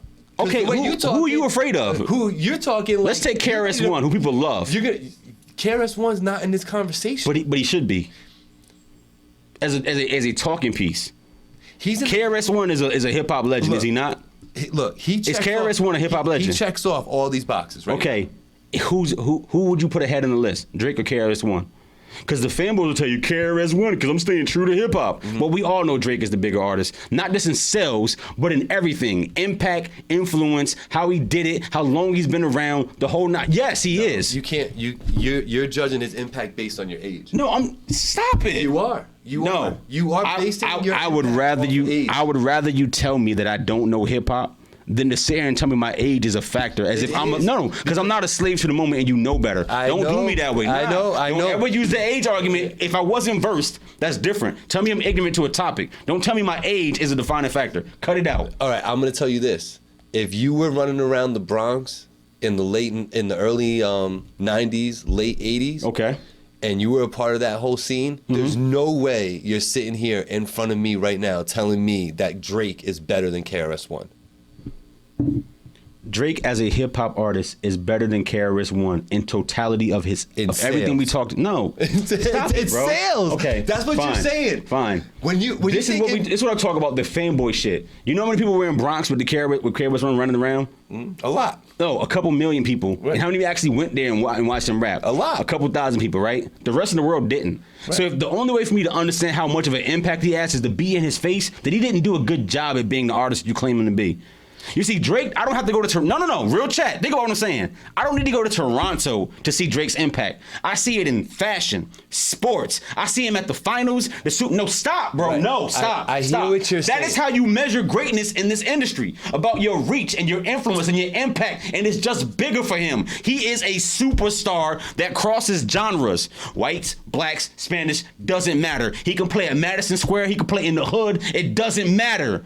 And that's what I'm talking about. He likes Drake sales. plays no, bro. It's sales. Okay. That's what you're basing I'm it off on. this. You're basing it on. I didn't say Drake was a better lyricist. I said Drake is a better hip hop artist. And that's why I use the criteria, because y'all people get in your feelings about what rapper and lyricist and he got better bars. Drake's a bigger artist. Tell me I'm wrong. All right, so let me. And it's not just sales, it's everything. He's bigger. He's way bigger. He's a bigger artist. He's been better at the game of hip hop than KRS was. Money wise. No, any criteria. Because there's people. It's not just money. How come? Let me ask you this: if Drake and KRS-One walk down the street, how come? Who would get mobbed? Disregard the. I'm not disregarding. I feel like you do though. God, it was a different era, so the reach is different. Would Drake be rapping if KRS wasn't born? That's not the question. If we're talking about the forefathers, those are the ones who was around when the genre was birthed, correct? Mm-hmm. So that's literally about when you was born. Mm-hmm. So if the only legends that exist are the ones who were born when hip hop was birthed, then that's it. That means the NBA, there should be no Jordan. It's only the niggas that was playing on peach baskets with John Naismith. No, it does. Your argument is just that. No, only John Naismith and the dudes playing games 8 to 9 before the shot clock should be in the Hall of Fame. No. Gabe, you got to stop it, bro. I love you to death. You're so wrong. No. This is not even a topic. You're bugging. So here you go. My question to you. That's why I said you got to say hip hop and not rap. This gets weird. It's not even a conversation. This is what I want to ask you. Go ahead. When you say Drake had a bigger impact than KRS-One. Yes. Okay. You're saying that because A, he changed the game?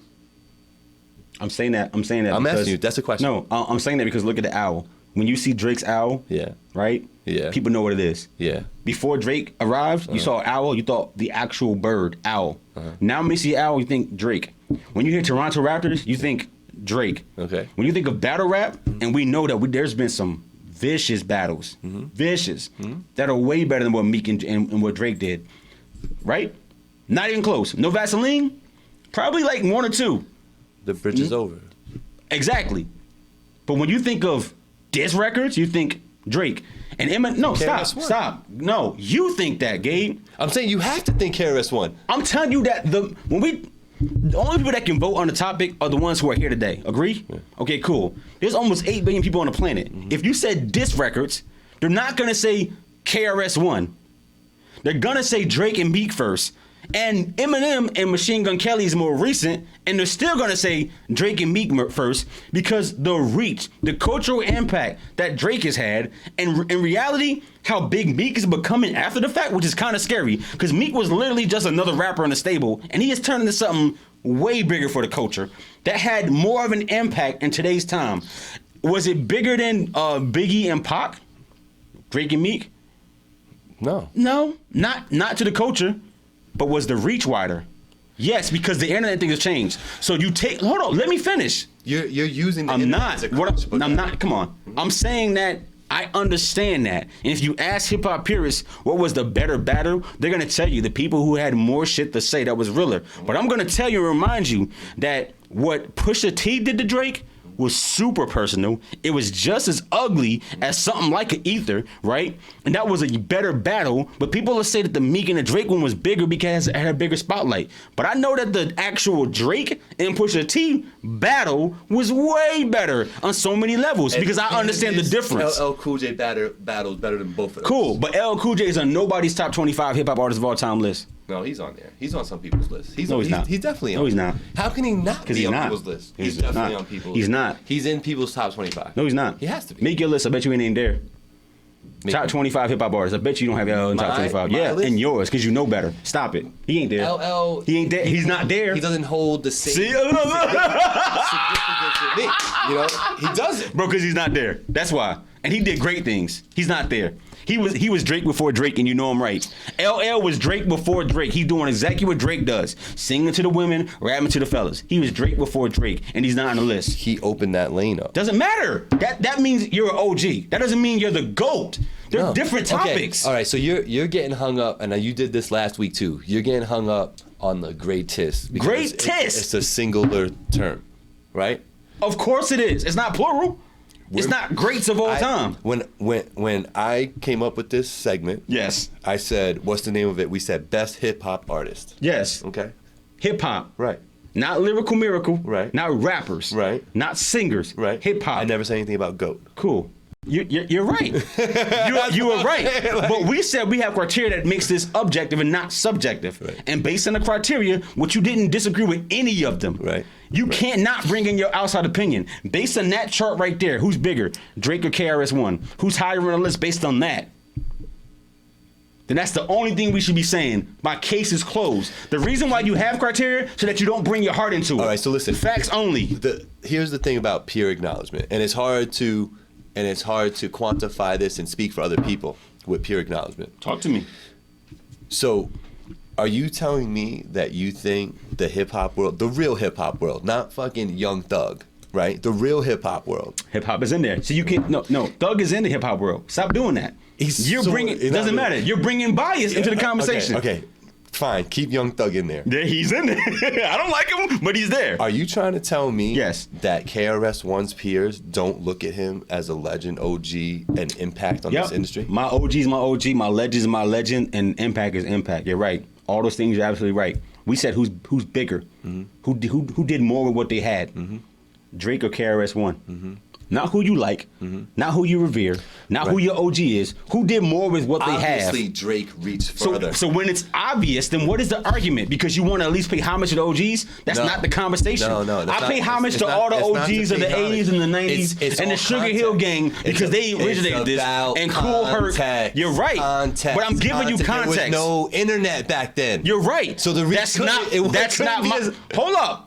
But people don't say that about Elvis. And Elvis lives in the Mount Rushmore because he checks off those boxes. Stop it. And he was in the 50s and 60s. No, bro, you're not doing it. The Beatles was before the internet. And niggas don't say the Beatles ain't one of them. Stop it. That was pre-internet.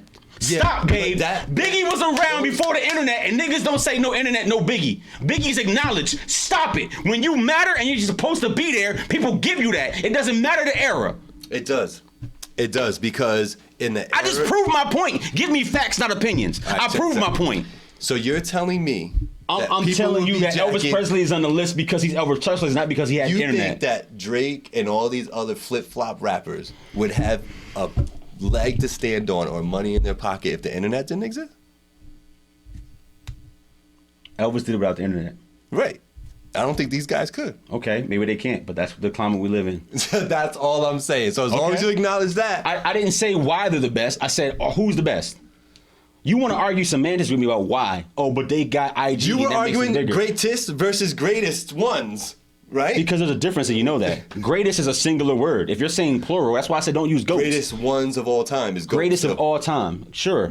So we're using that word only because people use it that way. You know, I don't use it that way. I think there's one GOAT. His name is Jay-Z, Sean Carter. To me, he is the GOAT with hip-hop. The GOAT. He did it the best for the longest, with the biggest impact and the greatest reach. And that's why at 49, almost 50, when he says, I'm a part of the NFL, we all talk about it because he's Jay-Z. Let me ask you this. How far away is Drake from Jay-Z on the list? It's a good question. I know. I've always told you, people downplay Drake because they're torn between the singing and rapping. Because you don't write your own shit. Yeah, cool. But we don't do that to Mary J when she didn't write half her songs. I don't need her to write her shit. No, She's not claiming best rapper lyricist. All right, I got it. Stop. That's why I don't say lyricist. I said hip hop. But he was saying it. Great, cool. Got it. Okay. What I'm saying is people downplay him. Nobody picks apart Mary when she didn't write her own words. I don't need her. Got you. Can I finish? Yeah. She don't write her own words. She don't make the beat. She don't make her own melodies. People literally give her songs, and she's a performer. We don't say Mary J. Blige is the best performing R&B act of all time. We say R&B act, which means that it's all her. It's authentic to her. But in reality, it's creative for her. So if you're going to hold Drake to this standard because he sings and raps and you don't like the singing part, he don't write his raps, he don't make his beats. Most niggas don't. Well, no, got it. Cool. Not about his beats. Don't care. The words. Don't care. Because we understand, Gabe, and you know better, hip-hop is about entertainment now. Music is about entertainment. It's not about are you nice with the pen anymore. This is from somebody who y'all kill me. Hold up. Y'all kill me because I'm not in tune with young music. I don't really like it that much. And you call me, oh, you got an old soul. But when I'm talking about music in this way, you try to shift me back and say, oh, it's because you're too young. Stop. You don't get the cherry pick. No. My understanding of music. When I say something, I speak about facts and not about personal opinion. I don't think Drake is a better lyricist. I don't think Drake is the best rapper. You know, all these quantifiers. Yeah. I said, who is the GOAT of hip hop? If you said GOAT of basketball and you didn't say Jordan and you said LeBron James, they would argue with you. Points, records, championship, all this stuff based on what they can actually measure. Not based off of, well, LeBron was bigger than Jordan. He had better vision. He's a See what I'm saying? So it's everything. Your stats is your sales in music. Cool, but only to a certain extent. But yes, I get what you're saying. What I'm saying is that Elvis didn't have those things. And no one goes around saying Elvis don't belong. It's a different time. But it doesn't. But it's your point. When you say the internet makes these people artists, cool. It does. Elvis didn't have it, but he got acknowledgement. We wouldn't have half the rappers out here if it wasn't for Instagram. We wouldn't have half of the producers if it wasn't for Elvis. We wouldn't have half of the producers if it wasn't for James Brown. James fucking Brown. I know. So what's that got to do? So my point. So then don't give me KRS-One as the father of this shit. You pay homage to him. Pay homage to everybody. Nat King Cole. Then stop. The argument isn't who's the OG. Here's the word that might need to be said when it comes to our title of what we're trying to do with this list. He said Sean Kemp. Are we trying to do all time? I am doing all time. All time. Because you didn't add. Because any other conversation needs to be quantified. Meaning, who's the best of the 2000s? Because how else do I measure? Who's the greatest rapper? Drake. But I mean of all time. Okay, KRS-One. But I mean of like the modern hip hop. So you keep moving the goalposts. Don't move it. I'm trying to move it. That's no, I don't mean you. I mean anybody. All time. So all time. All those things matter. The same way I say that an artist from the 2000s on doesn't need album sales, you need streams. You tweak it to make sense in the era that they're in. Like an artist in the 70s, right? If you want to say Sugar Hill Gang is legend, I wouldn't say they needed album sales. It was different. They were birthing this. They don't need the sales, right? But they haven't been around. Like they didn't put out 7 albums and 2 classics, and they didn't do that. I don't even care about their sales. It was a different time. I'm a little lost as to what the list is right now. Why you lost? It's because you want to make this a lyrical battle, and it's not. It's about hip hop. It's the game, the sport of this music thing. Okay, so like, right. So if that's it, right? Then Tech Nine don't qualify. Your Lil Wayne's. Yes. All these people are gonna be on this list because they should be, Gabe. It doesn't matter if you don't like them. They should be. So. What was the West Coast movement like last 10 years? What were those dudes called? I'm forgetting right What about them? The YGs and the Yo Gottis and all them? Yeah. What about them? So they're on this list? If they rate, then yes. They won't be on my list. Then that's you. That's a personal thing. All right, so all-time best hip-hop artist. Hip-hop, yes. And we're going to measure it by being in the game 10 years, have to have a classic album, your impact and influence. Yes. Your peer acknowledgement. Peer acknowledgement is big, yes. Okay. Because if your peers don't acknowledge you, then you are not such. So, what are these? I'm talking LeBron. We gotta go through some of these comments. They've been going in on this while they have. Talk that talk. All right, so let's go. And look, I gotta play this hard line because I'm not gonna let y'all make this an opinion chart. Because what's the purpose? Oh, we have to do this. Right. So all you have to do is trend number 1, and everybody's gonna jack it. It's kind of my point about the whole Drake movement. Cool. Don't matter. Anderson .Paak. What about him? He's talking about being an R&B artist. He's hip hop. LeBron puts it on his Instagram. It's gone. Okay. You're right. LeBron is an influencer. Yeah, he is. I'm talking about Ice Cube, Jim. Oh, so Jim D is talking about Ice Cube. Not KRS. Okay. He a hybrid. When Drake dropped views. My point is that the whole game is a hybrid. I don't care if you name one person. Shouldn't have been in that rap category. Who? When Drake dropped views. Stop. Stop it.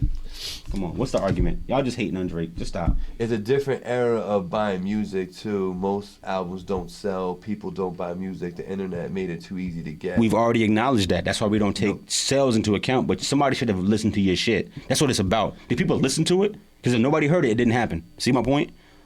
We care about did people listen to it.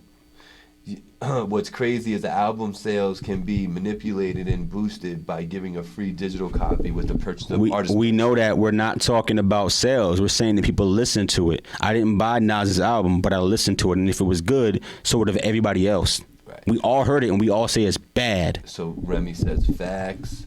All that comes towards sales. Yeah, I know. I get Black's list now. It's about impact for him and not success. And success, not ability. But success breeds impact, people. Don't y'all get that? No, he said success and impact, not ability. Because it can't be about ability, because that's like a personal list. If somebody could rap words and the computer could say you formulated the craziest analogy of all time, then we could actually rate people, right? That's why in the URL there's not a judge there saying you won. I don't have 50 of these. Sure, you won. Because how could you? It's subjective. You just know when somebody won a URL battle. That doesn't mean that this person didn't have a way crazier scheme. He might have gotten dusted all 3 rounds. That doesn't mean he didn't have the best line of the night. True? Right. Cool. You cannot quantify that, so you can't make that list. I might know when I hear Andre 3000 rap that he's way more lyrical than Blueface, but there's no way to put a number to that for me to compare him to Blueface. It's all ear. It's all subjective. It just so happens that we all agree. He rapped on beat. Stop it. You know what I mean. It's how we put words together. But there's no one that's going to say that Blueface is more lyrical than Andre 3000. We just know it. Even though there's no score you can put to his words. I know exactly what I mean. So I can't rate lyricism. It's only a part of it, but not a big part. Because there have been successful people who are super lyrical and a lot of duds who are not. Meaning that people who are really lyrical and can't do anything in the industry. Not that this next artist I'm gonna name meets all this criteria, because he doesn't. He only meets the last 2. But where would you put like a Tekashi 6ix9ine? He's not even nowhere near this list. Right. No, he had a hot year. Right. if he did it for 10 years straight, he'd be all over this list. Oh yeah, no doubt. See what I mean? If you put out 10 albums in a row, Tekashi every year, another album like this, I don't like him at all. He would be all over this list. He'd probably be top 5 because his impact was crazy. What he did in that year was crazy. He would get, like, if you had to do honorable, like, you know, an impact list. Yes. And then you had like a runner-up type deal. Right. Mentions. But he would have to do this 5-6 years to make an impact. Anything else is a flash in the pan. Yeah. Meaning that his 9-month run, no one cares anymore. I agree. We're already on to the next page. But if he was still out and still doing this for a second album too, then you got to start talking about him like, yo, this is crazy. Like the way he had people jocking his wave is crazy. It's crazy. It is. All right, so we have the criteria, and now we've talked enough that we're going to come up with this list. I think we should do like a top 25. I said that. Yeah, okay. So we'll do 25 of them. You won't have LL Cool J, nor will you have KRS, because you know better. If I have to go along... You don't have to. You just have to tell me my criteria is wrong, and what would you replace it with? If we're going along with these 4 pieces, right? You don't have to. Would you replace one of those things?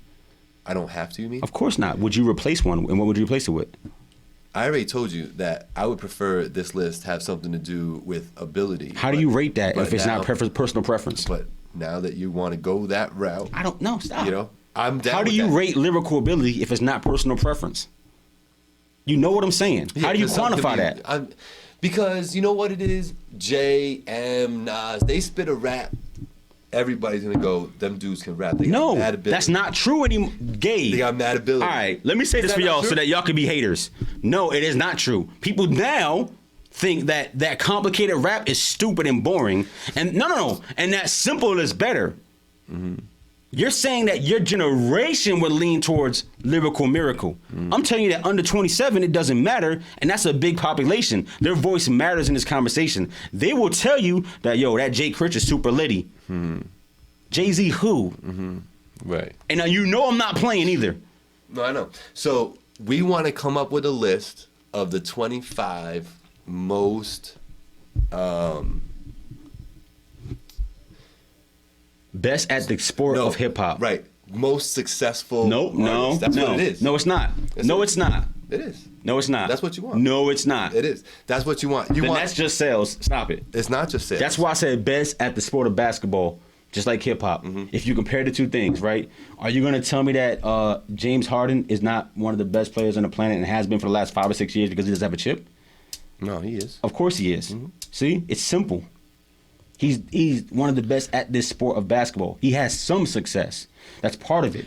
But having a classic album isn't the only criteria. We make it one because hip hop is so saturated with people who are playing the sport. You need a quantifier. And to be a legend and to not have done anything impactful is weird. And because we don't have a MVP award, we don't have these token things you can win. The only quantifier we got is, you got a classic album? Because if you don't got that, there's a billion people that have had a hot single. Fuck, Snow made Informant. Informer. That song was bigger than a lot of songs. Is he a GOAT because he had a hot song? We did it recently. So then we gotta have it as a hot album. No. Because then you can't decide. No, now you're just trolling. How much? What do you mean? You're trolling now. How you gonna put Snow? There's nothing. I didn't. That's what I'm not trolling. I'm making my point. Okay. I'm saying that Tro had a hot song. Right. That's not enough to be in the category. You need a whole album. Right. That's why I said album to differentiate between the people who had one song like Ace of Base. Right. Or fucking MC Hammer. Right. You have to. Or Vanilla Ice. You have to. Yeah. right? Or Hurricane Chris with A Bay Bay. That's why we do this.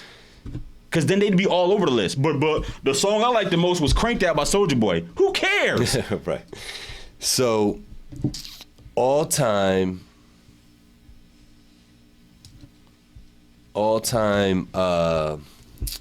best at the sport of hip hop. And I say that because that's the only way to quantify it.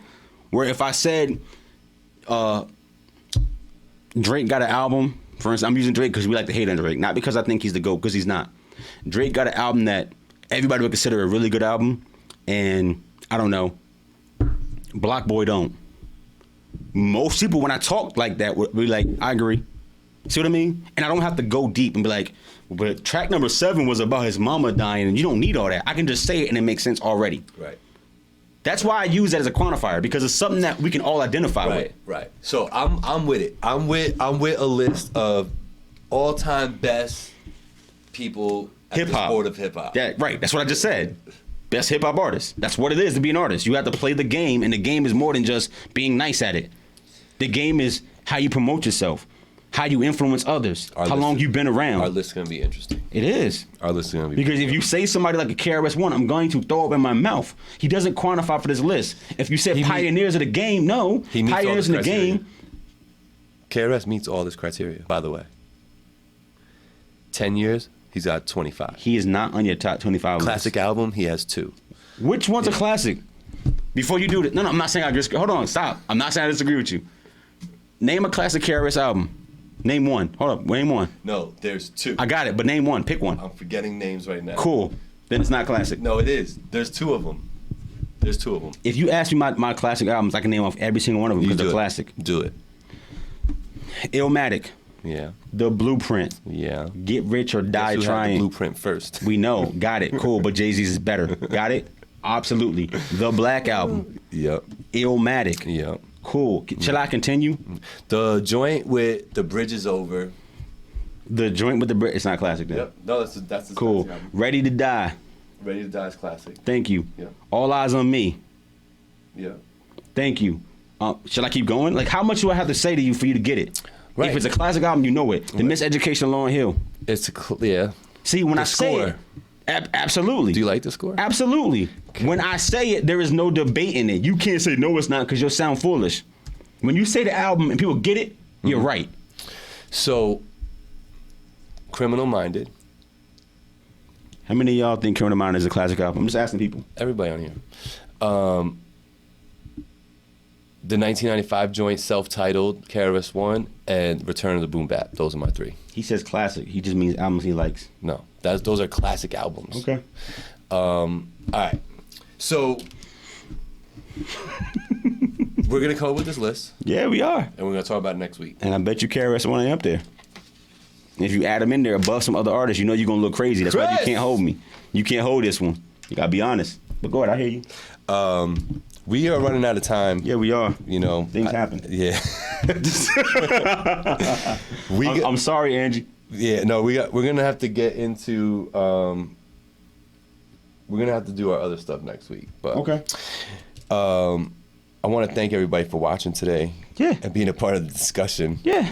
And I think that you know, doing what we just did and trying to find out, you know, criteria for a list, I think is so much better than just putting out a list with 50 rappers on it. Yeah. And just putting it out there, you know. Because then it is really subjective. Like, what did you mean? And See? you know what I mean? There's no subjectivity here. Right here, there won't be. Nope. It's dark and hell is hot. You know what I mean? So, what are you naming classic albums? Yes, I am. Am I wrong? Tell me to stop. Which Tribe album? The Low End Theory? I don't think they have a classic. The Low End Theory is a hold classic. up. To me, I don't think they have a classic. And I don't think that the general public would just all agree with that album. That's what I mean by that. Whether I like it or not is different, but I don't think the general public would just say, yeah, that's a classic. Low End Theory would have to be recognized as a classic too. You bugging now? It might have to be, but I don't think people would. That's what y'all don't listen to me. I didn't say it wasn't. I said I don't think the general public would say that's a classic album and it not be a debate. The albums that I'm naming, there is no debate. Nobody who listens to hip hop would say, "Oh no, that ain't it." It's already understood. That's what I mean by this list. Slim Shady LP, You know it's a classic. That's why you said it. Marshall Mathers LP. I'm asking you. Yeah. And those are his too. There's some, yeah. You already know him when you say him. The Games, the documentary, is a classic album, and he didn't have another one anywhere close to it. No. But that first one, that was it, Chief. And you know it. I don't need to say it. Yeah, no, I get that. Thank you. All right. So, all right. We didn't do a lot of things today. We did enough. We owe y'all 3 the hard way. We owe y'all pick 6 on best albums. This is subjective. Yes, it is. It's all subjective. Yeah. This one, I'm going to kick your ass in. It's going to be bad. You're going to have your opinion. It's gonna be gonna ugly wrong. for you. It's going to be way wrong, and that's cool. It's going to be so ugly If, for if you like being invalidated on national television, on national internet television, then go ahead. Look crazy. I can't wait. I can't wait. Oh, man. So, Again, shout out to all the MVPs who've been tuning in and who are commenting in here. We owe the party people to say some of these comments in here. You want to get into some of these? James Harden ain't Jordan. Yeah, we know he ain't. That's my point. He not Jordan. Is Falling Off his #1 albums okay? Oh, he's talking about something else. Craig from the Basement killing it for 10 years plus. I'll read a few. Okay. I don't like M, but he deserves it. Mm-hmm. You're right. Right. Album sales can be manipulated and boosted by giving a free digital copy of person merch. We know that already. It's not the conversation. Any list is opinion. Can we agree on that? Chris, every list is opinion. That's why they're fun to talk about. That's it. Remy, but the real shit you get when you bust down my lines, add that to the fact that when played a bunch of times that by my influence on pop culture, I'm supposed to be #1 on everybody's list. Let's see what happens when I no longer exist. Truer words have never been said by an MC. Jay-Z said everything that I've been saying. There's a way to rate the game. Stop being a fanboy. Shout out to my man Remy for getting it. Listen, Gabe, he got sales, merch, and a basketball team. Stop it, Gabe. You making me go Team Black, and I don't like it. You're right, because he listen. I don't necessarily think Drake is one of those dudes, but he checks off the criteria, and it doesn't. Nobody says I don't like Dennis Rodman in basketball. He was too mean. They say he got rings, he won shit, and he got things done. He's a rebounding legend. It doesn't matter how you personally feel about how good he is. He couldn't shoot a ball. No one would call Dennis Rodman a great basketball player, but he is a Hall of Famer. See the difference? Dennis Rodman was bad at basketball. He could not shoot a ball. The fundamental thing of the game, but he's a Hall of Famer because he did everything else exceptionally. That's why you can't just say lyrical miracle has to be in criteria. No, it doesn't. It's the all-around level of what you did in the sport. I thought you were reading comments. I am. All right. I told you it was going to turn into this if you don't remove hip-hop. Yeah, you're right, Moscato. It is what it is. Hip-hop is in there, brother. We ain't saying rap. I don't care. Shout out to DJ Verdict in the building. Only reason these artists reach what they do is social media. We know that. I can't change that. It's 2019 and the internet exists. That's what I was saying. But Wait. Drake done more because he's basically a pop artist at this point. Yeah, but he wins hip-hop awards, not pop. So thank you. The internet changed everything. We know that. Remy said, talk. I'm going to always talk my truth. I don't care if y'all hate all day long. Jay, Drake, Wayne, M, can't deny these four because they took rap and turned it into liquor, clothes, basketball teams, record labels, baby, yes, they did more with a lot less. The Backstreet Boys still more than KRS-One. They make pop music. Who cares? What about Sean Kemp? He the legend, the GOAT. LeBron is a legend, but Jordan is the GOAT. You're right. We know this already. Hip-hop is lyrics. No, Jim. Hip-hop is part of hip-hop is made up of lyrics. Also, the DJ. Nobody's saying the best hip-hop artists of our time and start naming out just producers, right? Or best singers of all time, and we just say people who write their own shit. We don't do that. We take the whole body of what they made and we talk about it. That's what I'm saying. Sorry, you can't just have one thing. Hip-hop is not just lyrics. Hip-hop is everything. It is. I don't know. Jay got more to show for it. You're right, but that's why we're not saying it's about success. If you're going for ability, Craig from the basement been killing for 10 years plus, but Craig is still in the basement, bro. That's the problem. If Falling Off is #1, album's okay. Yes. James Harden ain't Jordan, though. We know that already. Black on this Joe Budden shit, no. Jack Black be talking about what he really believes in and not try to use facts and not feelings. Even when I don't agree with it. Y'all don't even realize that half the shit I be saying I don't agree with. I just try to keep it a I buck. just want y'all to know he looked at me when he said that. But I'm from the Bronx, so I'm biased. We get that. Bias is bad. Salute to you. Thank you, King. Already. Taco Bell better than Chipotle from Matt Santoro. Taco Bell is dog food. Chipotle got that fresh. What a show. What a show. We owe y'all 3 the hard way, big time. We owe y'all 5 the hard way. Yeah, man. We'll get into it next week. We'll get into it unless there's some crazy hip hop story that comes out. We'll get into our list. We're gonna do our list next week. Yes. As long as I'm here. Yeah. You're not here next week? I don't know. It's up in the air. You will know, but I don't know yet. I will know, yes. but we don't know yet. Yes. Okay. So next week we owe you some stuff. If Black's not here, I'll do a little bit of the 3 the hard way. We'll save some for when he gets back, if that's the case, and we'll go from there, man. But salute to all the listeners. Always. To all the commenters. Shout out to D. Serono. You know, all the party people in here. Shout out Big super producer Big Ange, Blackout, myself Gabriel, Hazel, the mother effing dog. She's the dog, yo. I ain't know. You know. But tune in. Make sure you're subscribing to Finally TV here on Facebook and on YouTube. Our Instagram joints are on the screen on the bottom there. Go ahead and follow Blackout. Follow Finally TV on Instagram. Party people, it's been my pleasure to be with you and bring y'all some content, give you something to listen to. That is the point of this show. We did a lot of good things talking about how to promote yourself. You know what I mean? We talked a little bit about the Valley Project and what that's turned into. Some good stuff going on there as far as Black's new turn on that and twist on that. It's going to be fire. And what else? We talked about Jeezy. Shout out to the Snowman. Yeah, Burr. man. Yeah, man. Great show. Thank you. I think so. Thank you for coming out. Thank you for coming back. Last week was weird without you, bro. He is Blackout. Yo, cop the merch. That's it. Send the messages. $20. We give you a discount. $19.95. That's what we it is. got you. Nickel.